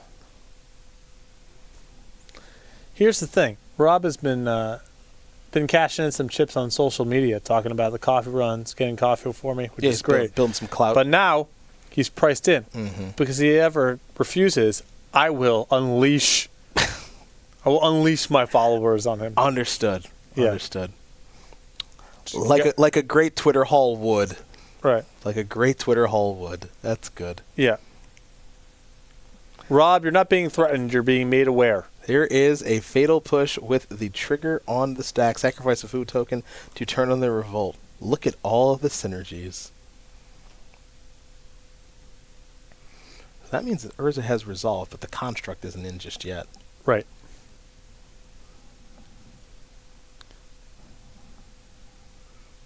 And what that also might mean is that Magalhaes' hand might be weak. Now remember, because Urza's on the battlefield, those artifacts, those 2 food tokens, Astrolabe. Oh, those are Mock Sapphires. Yeah, they can tap for blue mana, and now the goose is going to sack. The goose, we're going to make a food. Okay.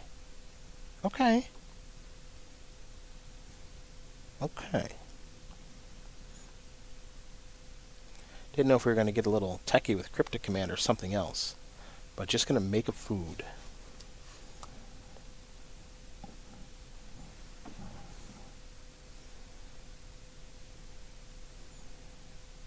Alright, Elks will trade. Yeah, you see, Magalhaes wants to block in this spot. Yep. Because while he has an Oko and his opponent does not, his position gets stronger over time. He can add loyalty to the Oko, giving in options to perhaps swap and keep the Oko around should Tomajko do something threatening, or just continue to make Oko less and less assailable as time goes on. So I like the block there. I like blocking. Sullivan approved. Big deal. The thing that Magalhaes has been missing here is Urza. Just anything. Yeah, just some way to break it anything open. powerful at all. He's got all of his eggs in the Yoko basket right now. He The sure rest of his does. draws has been a couple reactive cards and some mana. Oko could be good enough to carry the day here. Although now we're at a point where the construct Pretty big. bigger than an elk.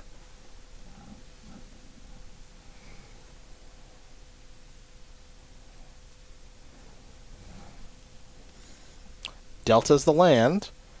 Pass the turn back. I just think Edgar's hand's pretty weak. Yeah, Don't he's do anything. just flooding out. I mean, he may have Cryptic Command in hand, but past that, he just doesn't have much going on. It's a lot of lands on the battlefield, you mentioned, just kind of flooding out. Beatdowns. Oko down to 4.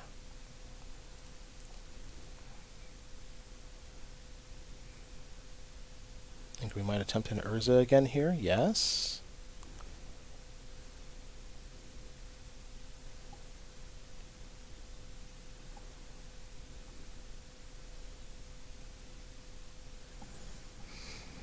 Will it resolve?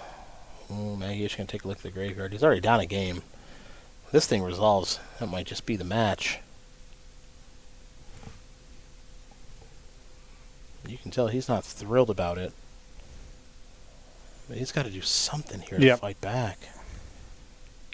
Assassin's Trophy with the trigger on the stack. That's Edgar's last card in hand. Yeah, I mean, the removal's been okay for Magalhaes, but he just hasn't drawn enough substance to go along with it. Mm-hmm. And it's a weird looking... Oh, no! Oh, the humanity. Yeah. Get veiled. Mm-hmm. I think we might spin the wheel now on the Urza too. Yep. Yep.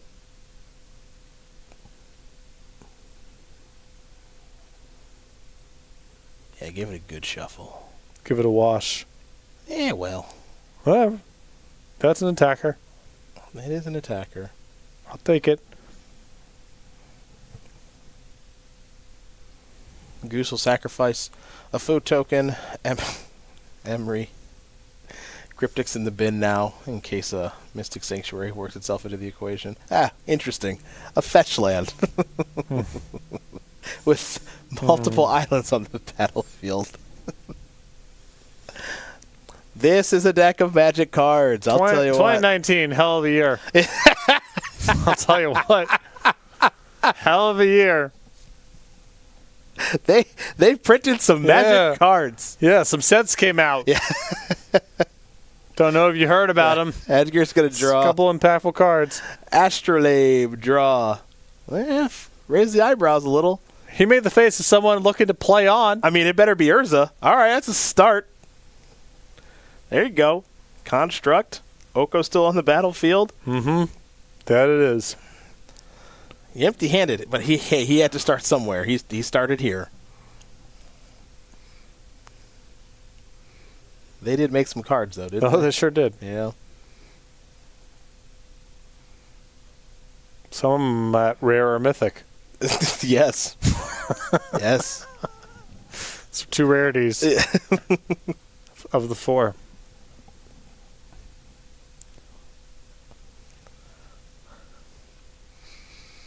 Tomajko going to organize his battlefield here before getting ready for his next turn. Is Magalhaes trying to figure out what he can do. What's Urza got to hit on the spin in order to win? We've seen him come back from some pretty incredible spots. This one may be the most difficult. Alright, you've been elked, Urza. Okay.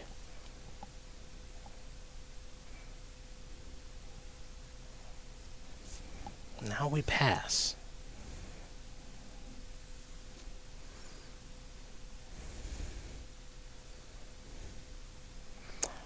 Over to Tomajko, who's got a couple of elks, a spell queller, a construct that appears to be a 4/4 but can grow to be so much more. Mm-hmm. On the upkeep, Tomajko is going to sacrifice his Scalding Tarn, get himself a Mystic Sanctuary. Sanctuary is going to enter the battlefield untapped. Trigger, let's put a little something on top. Maybe our old pal Cryptic Command? I like that choice. Yeah. Nice. That's an yeah, I oldie. vote for Cryptic Command. That's an oldie. Yeah. It's an oldie but a goodie. Yeah. So you could play this deck. Yeah. You get how it works. Couple decision points. Reclaim. Quite the effect to put on an island. Yeah, not bad. Not bad. Not bad. A lot you can do with that. Emery is thinking about going active. Yep. Bong. Mm-hmm. The bubble. The land. That'll improve your draw step. It's also an artifact. +1/+1 for the construct. Look how smart you are. Beatdowns anyone? Hello, Oko. Yes. Oko no Joko.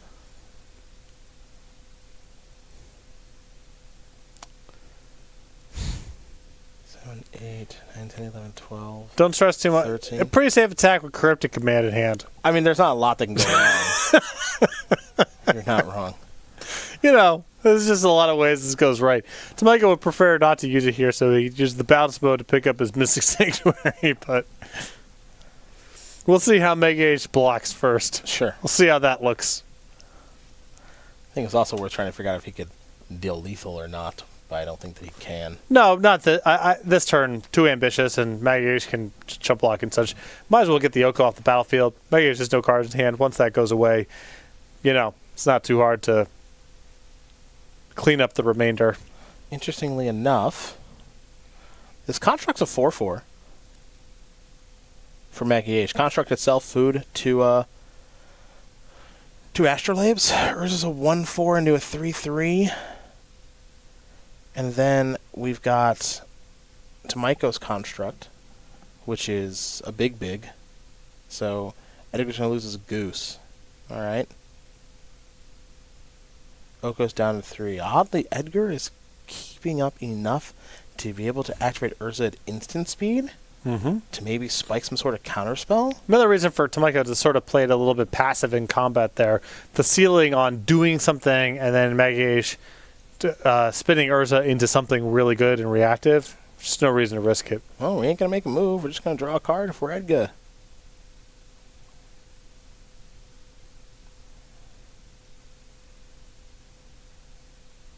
How do we use Oko next? Can turn a food into an elk. Can do the same thing with the Astrolabes. Means your construct gets a little bit smaller. I think Edgar having an extra 3/3 on defense is probably better than turning any of Tomajko's permanents into an elk.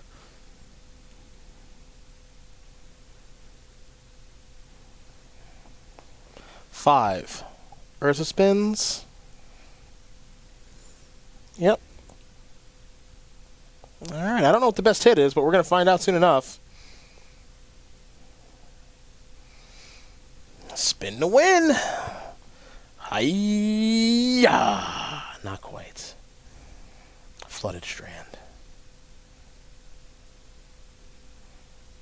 Not the best there for Magalhaes.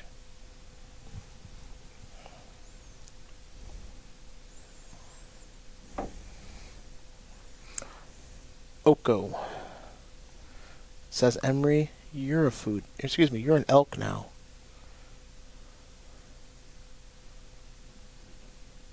Remember, Tomajko does have that cryptic command in hand. There's the Flooded Strand for the turn. Pass it back. End a turn.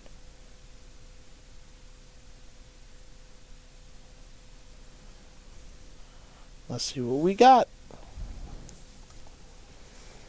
Cryptos.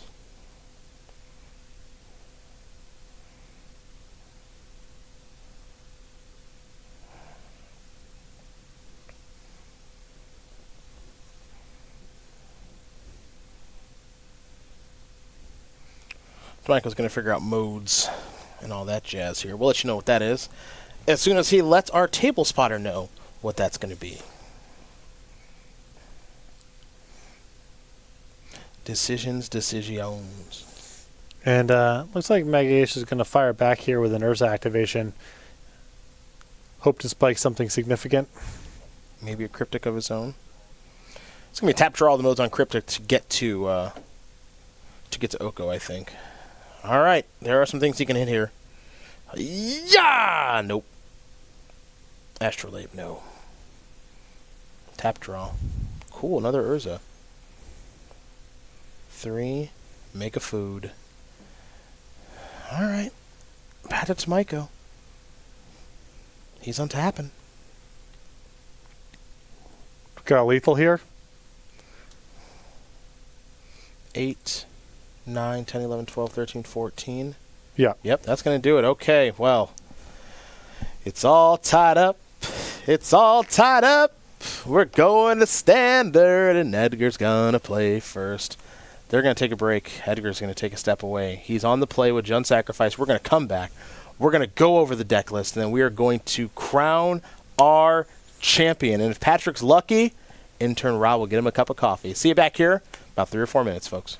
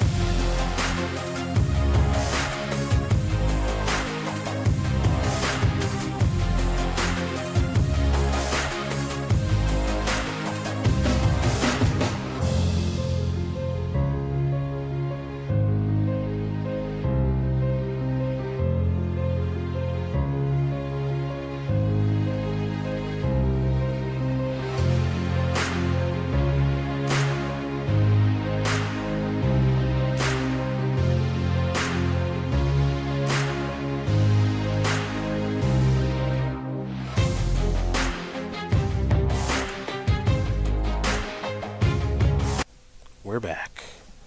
Once again. Cedric Phillips, Patrick Sullivan.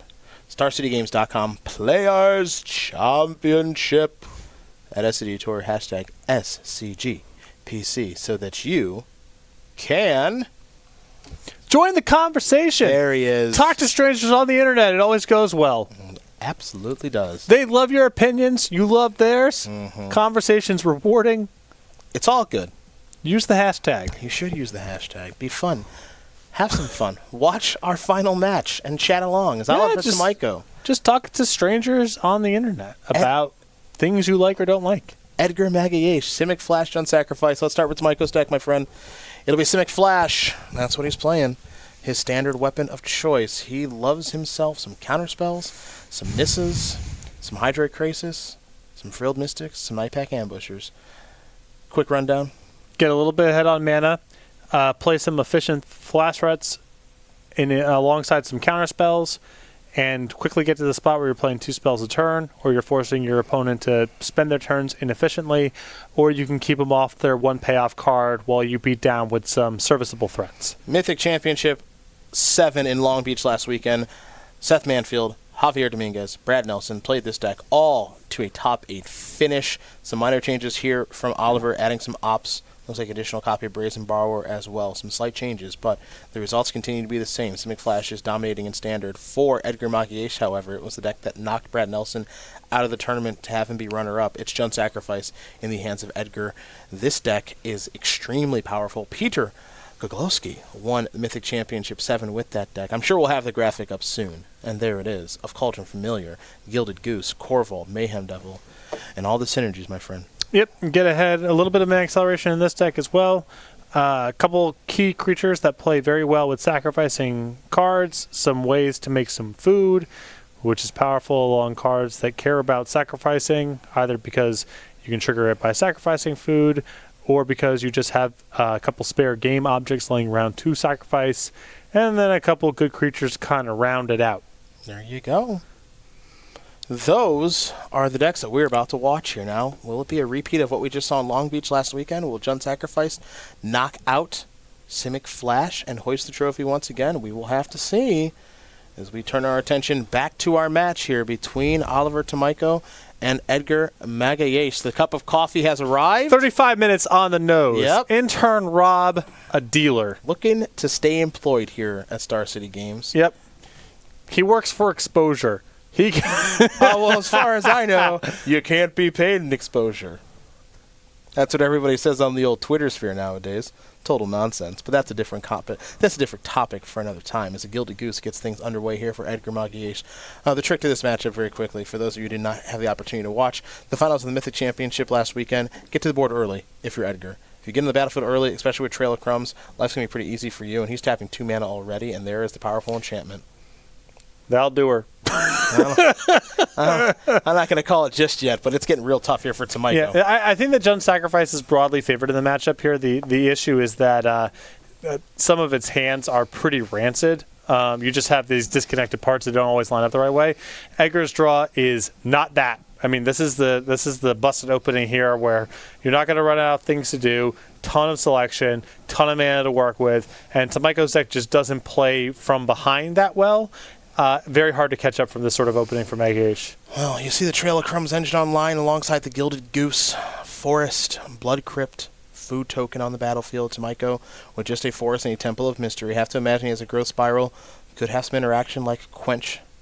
But now there's a Cauldron Familiar. More of the engine is getting turned on. Yeah, I mean this is the whole show. We need a Witch's Oven. Yep. That's the last piece to the puzzle. You can throw in Mayhem Devil in there as well, but now you're going to get all this card selection to be able to set up shop, and then it's on Tomajko to make sure everything lines up accordingly. This is a Growth Spiral. Draw. Oh, no. Well, it wasn't going that well before. Well, he did draw a Temple of Mystery for his turn. Top card becomes the bottom. Pass the turn back over to Magalhaes. She's going to make a food with the goose. And now he'll untap and draw.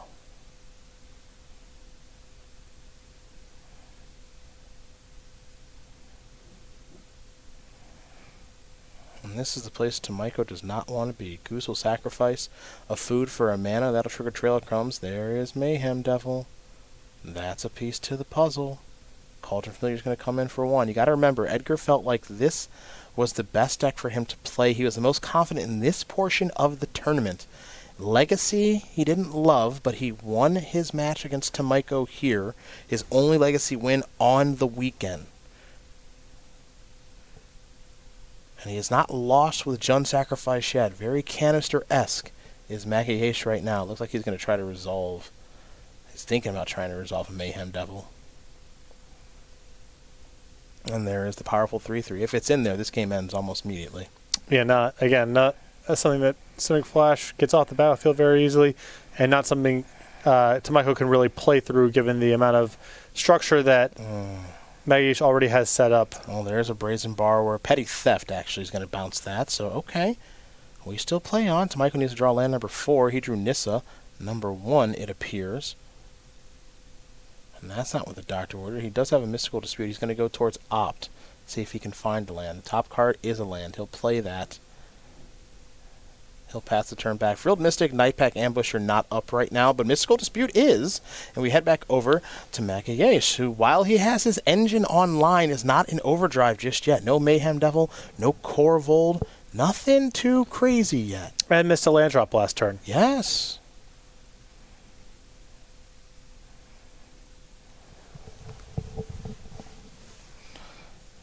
So it's not a runaway here.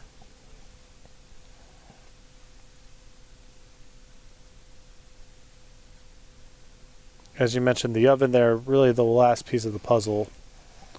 And even though Magalhaes' draws opening is about as good as you can ask for, Tomajko's got a handful of spells too. And if Magalhaes can't find more mana, if he's looking at extra cards, I mean, that's cool, but it's not really pushing you ahead. Let's try it again. Gust?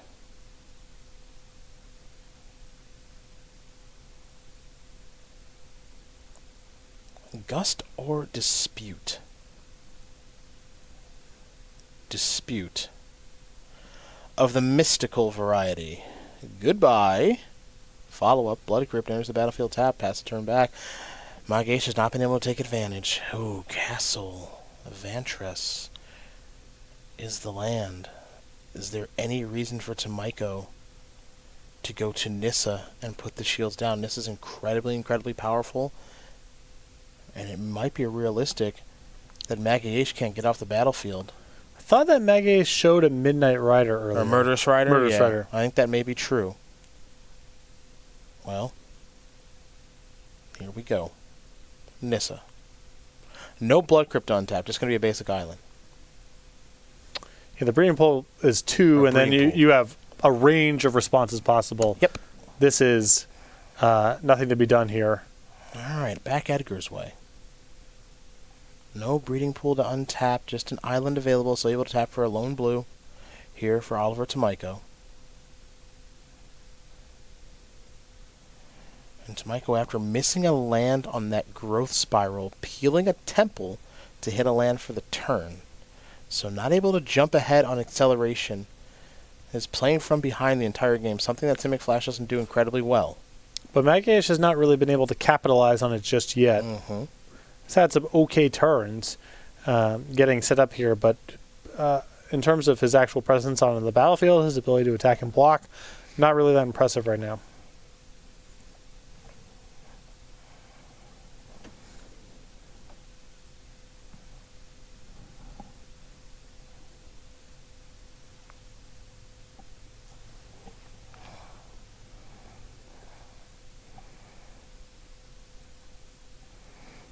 Magalhaes shaking his head. He's not thrilled.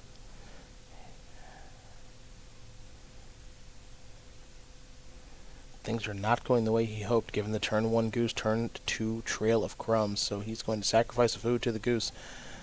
And with the trail, there's a land. All right. Big hit. Yeah, you have to imagine it is. He hasn't played land yet for the turn. 3 mana.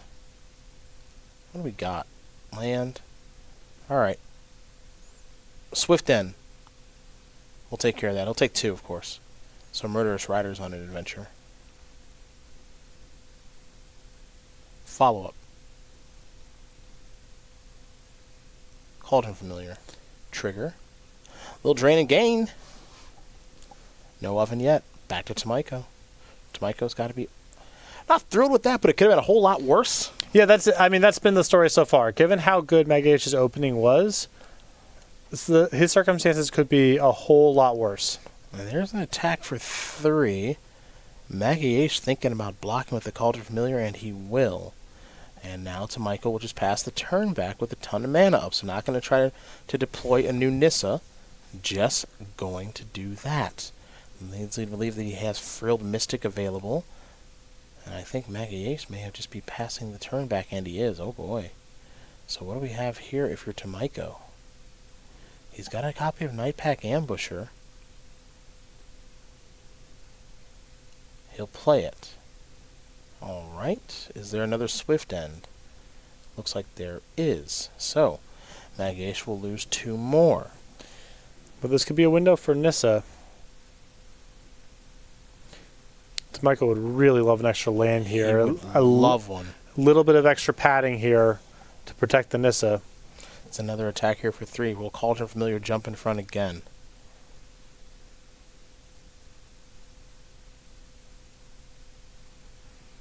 By all indications, Magalhaes knows all the tricks of the trade of this deck. Looks like he's been playing it a lot, so he's going to block with Cauldron Familiar. Okay. 2 mana. Thought about Paradise Druid. He thought about it.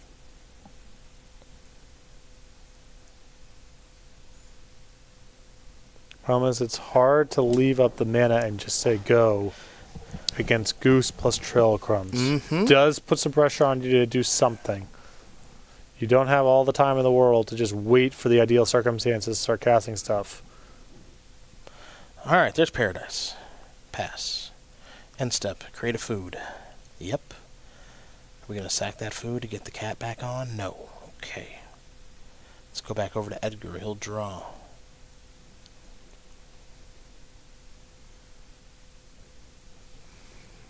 You see in Tomajko's hand, he does have that Ether Gust, another copy of Nissa in hand.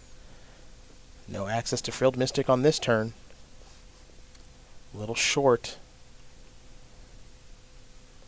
Gust does cover most things, and he almost cast it a few turns ago before opting to go towards Mystical Dispute. So if you're Edgar, you may have caught that.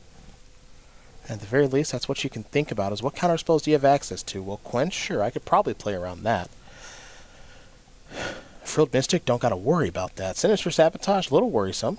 But not the end of the world. I mean, that's, it's not adding to the battlefield. It's not a counterspell he can really play around all that easily.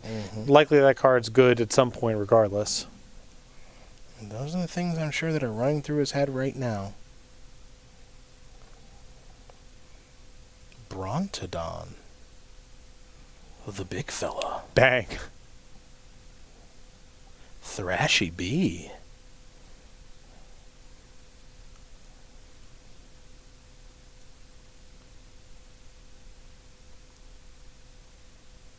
What's after that? Cauldron Familiar? You're thinking about coming back, huh? Okay. Let's pay 1 because the food token got sacrificed. A little Trail of Crumbs.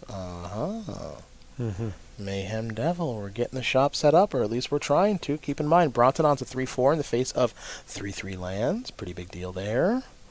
And Edgar's going to pass a turn back. So, Brazen Borrower is going to come off of an adventure and onto the battlefield. So this will allow Tomajko to pressure in the air.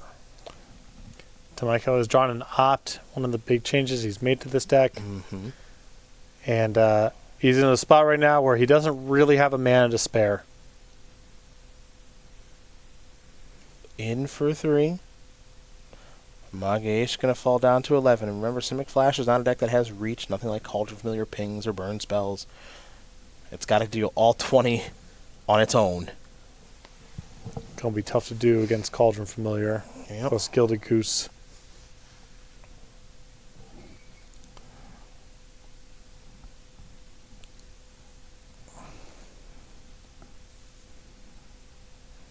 What does Tomajko want to do now? That's one of those turns, I think, too, for Tomajko, where he wishes that Op was a land. Yes. he could play Nissa and have Gust available, I believe. And he can't do that now. Yeah, sometimes a mana is trivial, and sometimes it's all the difference. Yeah. It's part of what makes Magic the best game in the world.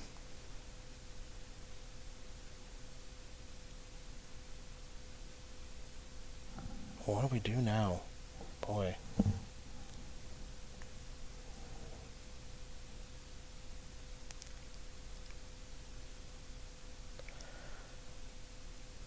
Oh.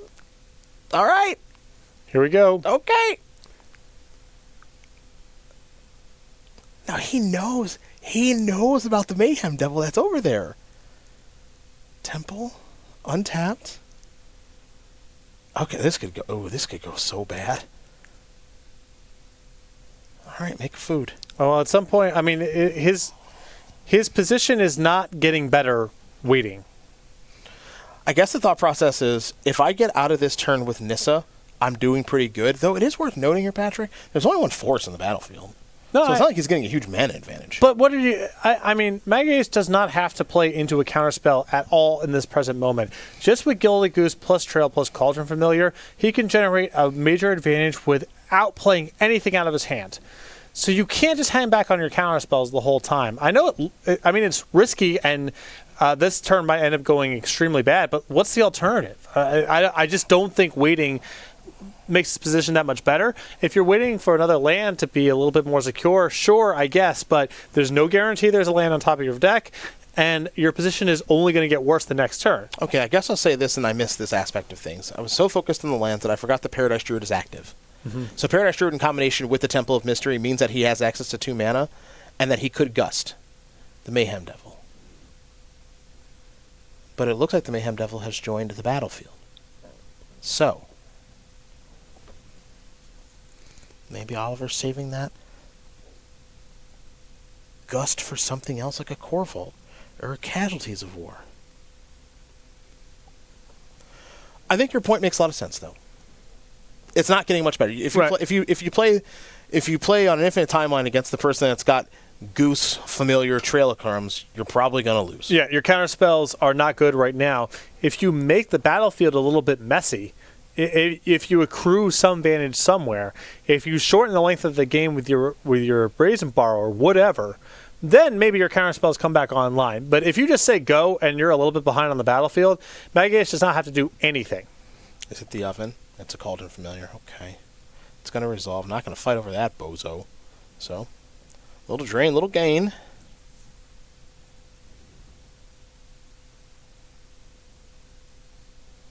But now what? Opt. Top card becomes the bottom. New card coming. I think it may have been a growth spiral. Let's have Breeding Pool, I think. Okay, well, don't hate that. Yeah, a land's a good hit here. And there's another land. I think one land's a good hit, and then you kind of want to stop after that in combination with Nissa. Yeah, but, I mean, Tomajko's position still is, even with the Nissa surviving, still not that good. Mm-hmm. I mean, he's got Mayhem Devil, basically that Mayhem Devil with a bunch of 1 toughness creatures, and he's got a sea of 3/3s lined up against a Thrashing Brontodon he can't do anything about. Mm-hmm.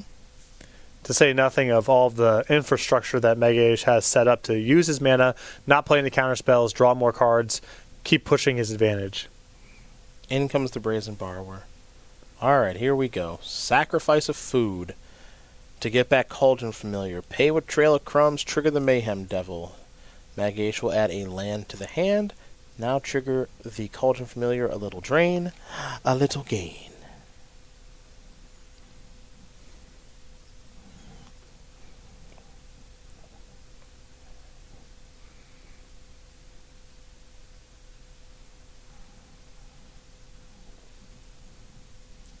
Again, Oliver, I believe, with that copy of Aether Gust in hand, is trying to figure out the best way to utilize that incredibly powerful card. That's a basic forest. I think part of the problem with the Aether Gust is just tapping out to Gust a Mayhem Devil against Trail Crumbs plus stuff it's just a dead end. It's not your favorite. It just picks it up, puts it back out there. Mm-hmm. So even if it's bad, you might just have to ride with it for a little while and try to set up a board complicated enough where there's a mistake for Magalhaes to make, or there's one window where he needs to do multiple things all at the same time, and breaking up in the middle of a cycle is worth something. Something along those lines. Make a food token, untap. Draw. Again, really the only missing piece of the puzzle right now is Witch's Oven. Doesn't need it to keep operating because he has the most important card out there, which in my opinion is Trail of Crumbs. Past that, you can kind of figure everything else out, and eventually you'll find what you're looking for with Trail of Crumbs.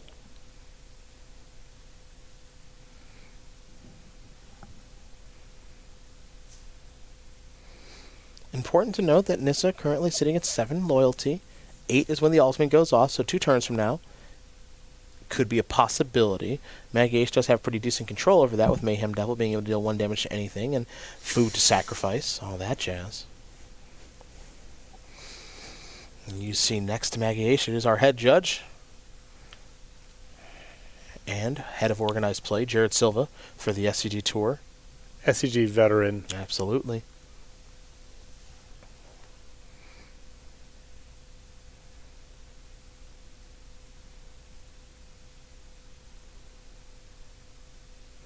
You see Edgar checking on the Nissa and checking on the battlefield. And I love this. I was curious if he was going to make an attack with Cauldron Familiars, plural, and if he wanted to go with them all or split the difference. It looks like he wants to bring it.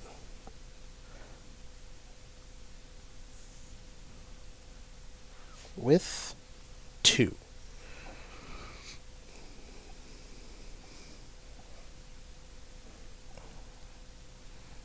Nissa's going to fall down to 5. So he does have the great ability to control that. Also, just blocking Cauldron Familiar is not going to get you anywhere. Right. So you kind of just got to let it through. Arguably worse being in the graveyard than...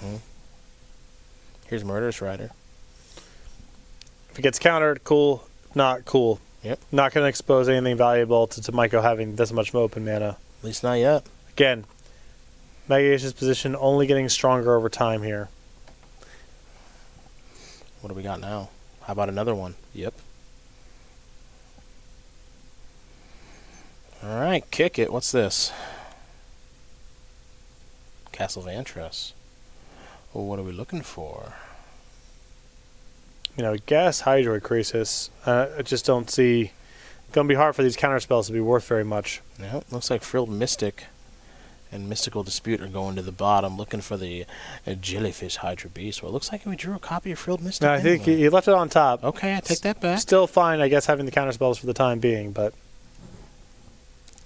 the battlefield is slipping away from him a little bit without Magalhaes really needing to play any cards out of his hand. Well, I will say it is worth noting right now that given Tomajko's setup, he'll play a Breeding Pool, enters the battlefield tapped. He'll untap it with Nissa, able to tap for multiple green sources of mana. One thing he's able to do, given the lands that are on the battlefield and Nissa's mana generation, is he can play 2 Frilled Mystic in 1 turn.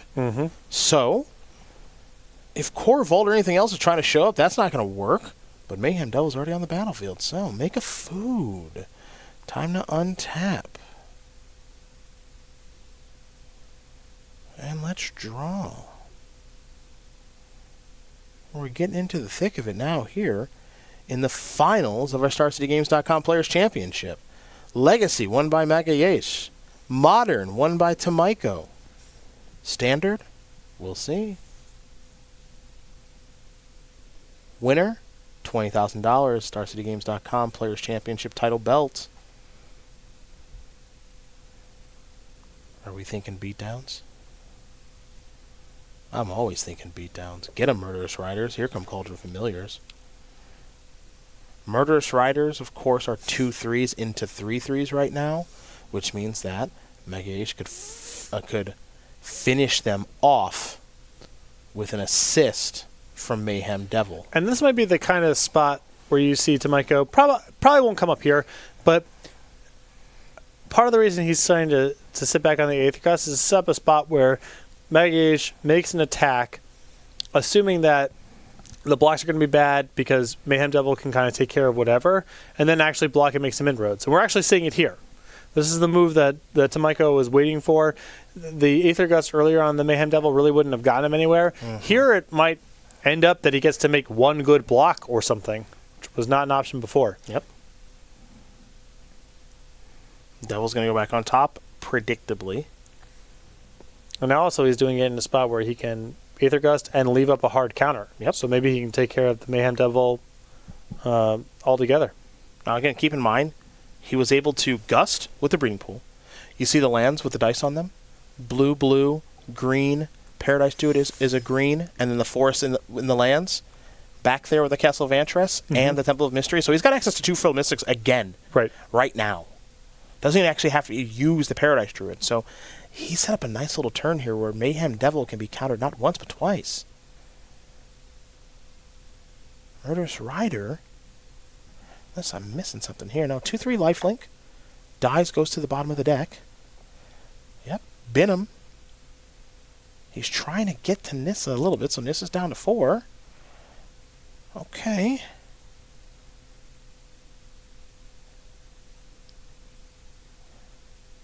Tomajko set up a nice game here. Took that risk, that turn to resolve that Nissa, but now Nissa's on the battlefield and starting to run away with this game. Yeah, had to do something. Spot's still not awesome. I think this is shifting Tomajko's way. I do. With that Mayhem Devil off the battlefield, no, we're going to see a sack of a food, of course. Mayhem Devil's going to go to the grip, obviously. Is Edgar going to try to resolve it right now? That's the big question. He has to imagine that Tomajko has at least 1 Frilled Mystic, maybe 2.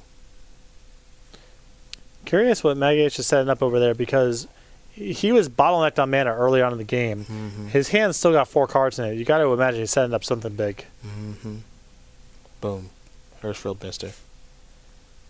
You're not careful, you can get yourself killed. Magalhaes is at 15, that's quite a bit, but if he is not careful, this game could turn around in an instant. That is how powerful Nissa is. Does he try to resolve something else now?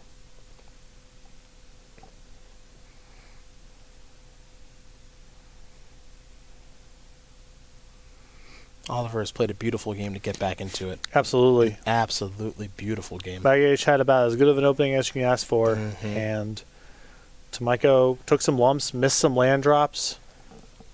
Remains to be seen if he can come all the way back, but he's running out of resources here. He's down to, I believe, 1 live card, maybe 2, but he's running low, and Magalhaes has a lot to work with and a lot of life as well. But Tomajko doing a splendid job getting himself back into it. These were our number 1 and number 2 overall seeds coming into the 3rd day of competition. They have had a hell of a tournament, both of them had. Oliver has made things look pretty easy all weekend long, but things are starting to get tough for him here in day number 3. He has been behind in each of his matches to kick off these 3-match runs. Lost in match 1 against Dylan Donegan before winning match 2 and match 3. Same thing can be said here. He lost each time in Legacy, but won each time in Modern and Standard. And now he might be going to old Big Papa here in Corvold. Might be thinking he can get the big dragon to resolve. And if it does resolve, we know how powerful that can be. Yeah, here's 5 mana. How about Corvold? How about No Chance? Gone. That's countered. This is an Overgrown Tomb. Pass the turn back. Michael's going to untap very, very quickly here. He's got a whole lot of 3/3s on the battlefield. A couple Frilled Mystics too. I think he made Drew a Gust. This may win him the game. Yeah, right I think Aether Gust might be lethal. This might just win him the game. Clear out the Brontodon. Yep. That may have been the perfect draw. Going to bounce that. Wow. That is going to do it. Beautiful. He came all the way back. Oliver Tomajko is going to win game number 1 here over Edgar Magalhaes. Simic Flash almost missed that 3rd land drop. Missed the land on the Growth Spiral. Drew the Temple right on time. Then found another land. Found the right spots to deploy Nissa. And came all the way back. I mean, that it comes down to Aether Gust. I think a lot of people had the instinct. He was tight on mana. It's not the worst spot to use on the Mayhem Devil, but Tomajko realized it doesn't really get you that far to put that on top of the deck. But if you take some risks, get the battlefield to be a little bit jammed up, it's possible somewhere down the line the Aether Gust in the middle of the combat will pay better dividends. That's exactly what happened. Magalhaes lost 2 Murderous Riders for nothing, and Tomajko's top-decked Aether Gust there was able to finish out the game. Oliver is locked in right now. Edgar's going to have to re-lock back in. You see a little bit of frustration with such a great start, starting, of course, with Gilded Goose in a Trail of Crumbs, and then couldn't get it done. Picks up the loss there. He's going to have to bounce back, and we're going to start with Edgar Magalhaes right now on his sideboard. Let's take a little look here. He's got some copies of Lovestruck Beast, 3 of those, 2 Massacre Girls, another copy of Murderous Rider, another Brontodon, 2 Wicked Wolves, 3 Duresses, 3 copies of Noxious grasp? I think he wants a little bit more of the Terminated action. I think Noxious Grasp and Murderous Rider are really strong here. I don't think it's a great matchup for Wicked Wolf. I don't like trying to play... All right, you have a battlefield. Now I try to resolve something I think plays too much into the flash deck's hand. But cheap removal, anything to keep the battlefield clear, I think is going to be good. I think we're also going to see him go towards Lovestruck Beast like we saw Piotr Goglowski do at the Mythic Championship last weekend. Just wants to get lower to the ground and pressure his opponent a little bit more. Lovestruck Beast does a great job of that. Very big creature as well. Casualties of War are almost certainly going to come out of the deck. It's just a question of what's going to come in here for Magalhaes. Other side of things here for Oliver Tomajko, a lot of options. Hydroid Krasis, Brazen Borrower, 2 more copies of Ether Gust, Crushing Canopy. He's got 2 Lovestruck Beasts of his own, a Chemistry's Insight, Mystical Disputes, Negate, Frogify, Sorcerer's Spyglass. I know that last one's going to come in. Want to shut off those Witches' Ovens. Yeah, Sorcerer's Spyglass is key here. If you cut out the oven, then a lot of the sacrifice food synergies are much more modest, much harder to set up. The game's likely to go on long enough that I'm interested in Hydroid Krasis. I think it's a good matchup for Chemistry's Insight as well, and I'm interested in the Aether Gusts. Well, those are your options there, folks. Game number 2 about to be underway. These two are going back and forth. We've watched some great Magic here. It looks like Tomajko's going to take a short break, and I think we might just do the same here for a moment if we could. Might hear a couple words from our friends over at Ultimate Guard. They've been sponsors of the SCG Tour all year long, so give us a minute or two, give Oliver a minute or two, and we'll watch game number 2 unfold here in just a sec.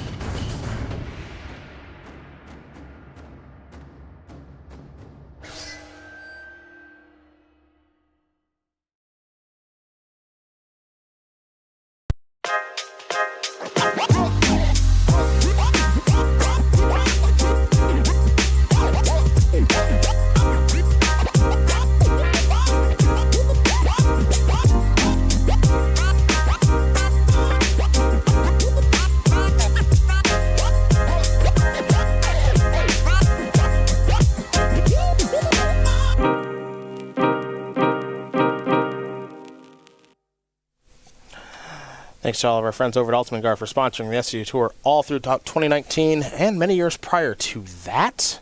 Along with all of our sponsors, our friends over at Carnox, Okie Dokie Dice, and don't forget, I know you probably did, our friends earlier this year over at Tigtone. Oh yeah, shout out Tigtone. There you go.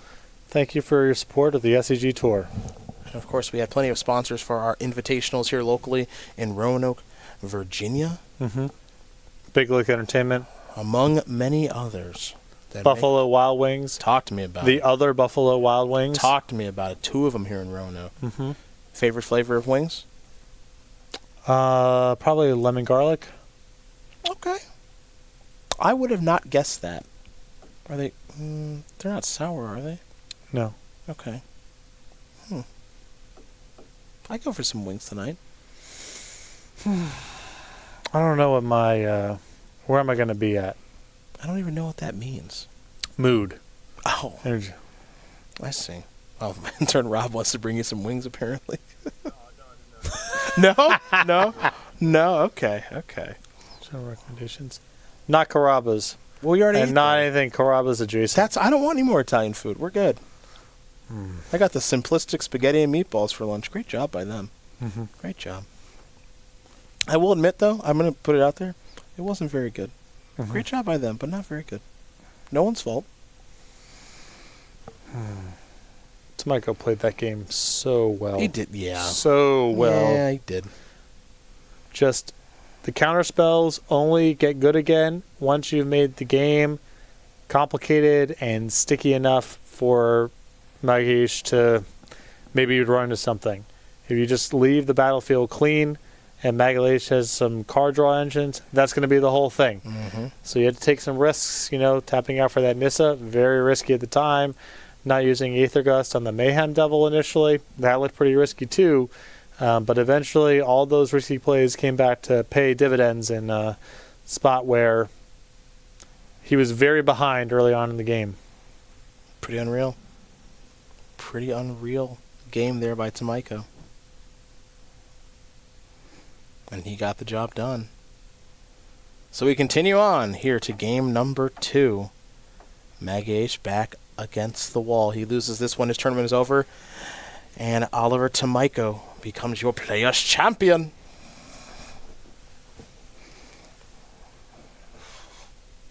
"19 years old and already one of the game's best is now Magalhaes is going to send it back, and so is Tomajko. Neither person saw what they were looking for, so they'll send it away. And while they do that, the Star City Games YouTube page will probably come to play here in just a moment, where you can watch replays of this tournament, all of our SCG Tour events, our best of SCG Tour moments versus live with Corey Baumeister and Ross Merriam. Commander versus with Jeremy Nolan, Justin Parnell, Stephen Green, and Jonathan Suarez. They're hanging out at Commander Fest DC, which was incredibly well attended, so shout out to all those folks who had some fun playing Commander this past weekend with Benny Smith, Sheldon Menery, our Commander versus crew, the Professor, and a whole lot of other players. Yo, talk to me about Command Fest. What do you want me to talk to you about?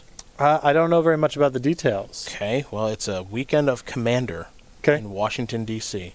Is that a Wizards organized event, or is that just a separate thing? It's a Wizards organized event. They had 3 this year, 1 in Seattle, 1 in Chicago, and 1 in Washington, D.C. We held, we ran the one in D.C., Pastimes ran the one in Chicago, and Channel Fireball ran the one in Seattle. Very cool. Yeah. That's great to have for them to stretch out to doing some conventions that aren't hyper competitive focused. Most of the places where they've gotten venues and gotten TOs involved have been on just tournaments. So that's great. These have been a resounding success for all the tournament organizers and all the players playing Commander. So kudos to Wizards of the Coast. Kudos to all the tournament organizers, and shout out to all the players who filled up those tournament halls, not in so much of a tournament setting and just having a blast playing their favorite format, as we are underway here in a more intimate setting at the Star City Game Center in Roanoke, Virginia. A Witch's Oven kicks things off. A forest there for Tomajko. See if Edgar has a Gilded Goose, a Cauldron Familiar, or a Trail of Crumbs, as that's a mountain he may be without green mana, folks.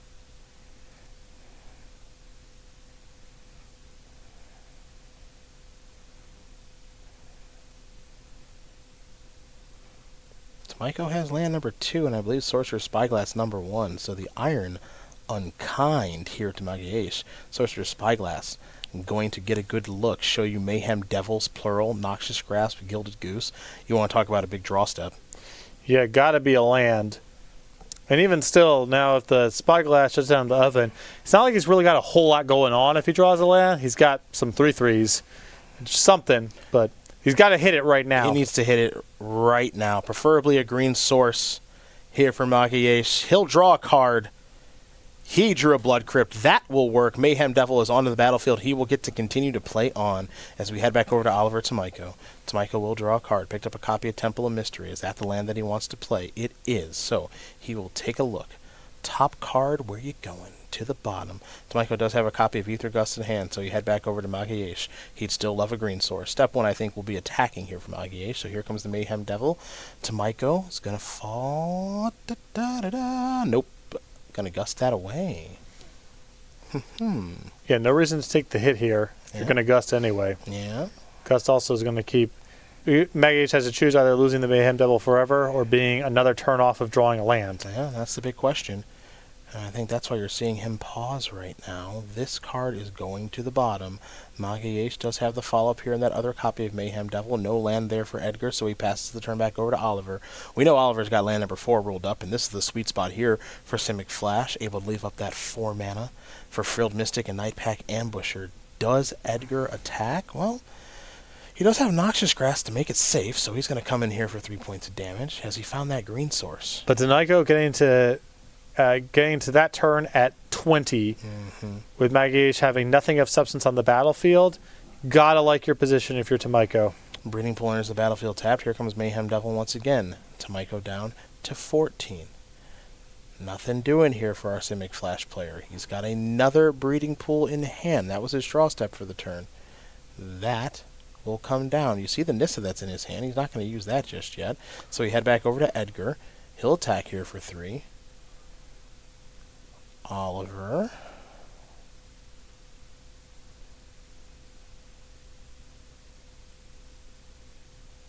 Giving it a long look. Boy. Frilled Mystic. Boy, Oliver better hope he doesn't have Forest Corvold. I'll tell you what. Now, if you're Magalhaes... That's 2 very specific draw steps, though, in a tight window. You're not wrong. This is a swift end. Get that thing out of here. But Tomajko just trying to set up. Can he get to Nissa, untap a land? Remember, he's got 2 breeding pools, and then have 4 mana available to protect the Nissa. It looks like he's going to get there, folks. He knew that Frilled Mystic was not going to exchange profitably. It's going to trade in combat or line up with a removal spell, but it was about getting to this spot. And he put a focus on his most important card and the most powerful card in his deck. It is Nissa who shakes the world. The 5-mana Planeswalker is here. Untap. Make a forest into a 3/3 Vigilance creature with Frilled Mystic up. We head back over to Magalhaes. And Magalhaes knows what's going on over there, too. There's no way that Tomajko would have played that Frilled Mystic in the middle of combat. Knowing Magalhaes' hand, we're not about setting up Nissa with Counterspell backup. So how do you navigate from here? Well, here's the problem. There's a Cauldron Familiar. And even if that were something like a Duress doesn't clear out Frilled Mystic. That's part of your problem right there, folks. Remember, the Oven combo shut off by that Spyglass from Tomajko. Here's an attempt at a swift end on the Nissa who shakes the world. That ain't happening. Frilled Mystic will take care of that. To the graveyard goes the Murderous Rider. I think Sinister Sabotage might have been the draw for Tomajko, which is really good here. Every counterspell. Tomajko's going to plus the Nissa. Let's go beatdowns. Cauldron Familiar will chump block the forest. 3 points of damage are going to come through. We're going to head back over to Magalhaes, who still has not been able to draw a green source of mana. We know he's got a copy of Noxious Grasp in hand. We do know that. Blood Crypt's going to enter the battlefield tapped. He might actually consider playing it untapped. He will. He's going to fall down to 9. He's going to get a Murderous Rider onto the battlefield. Pass the turn back in the upkeep. How about a Noxious Grasp? How about no? Sinister Sabotage. Surveil. Take a look at the top card.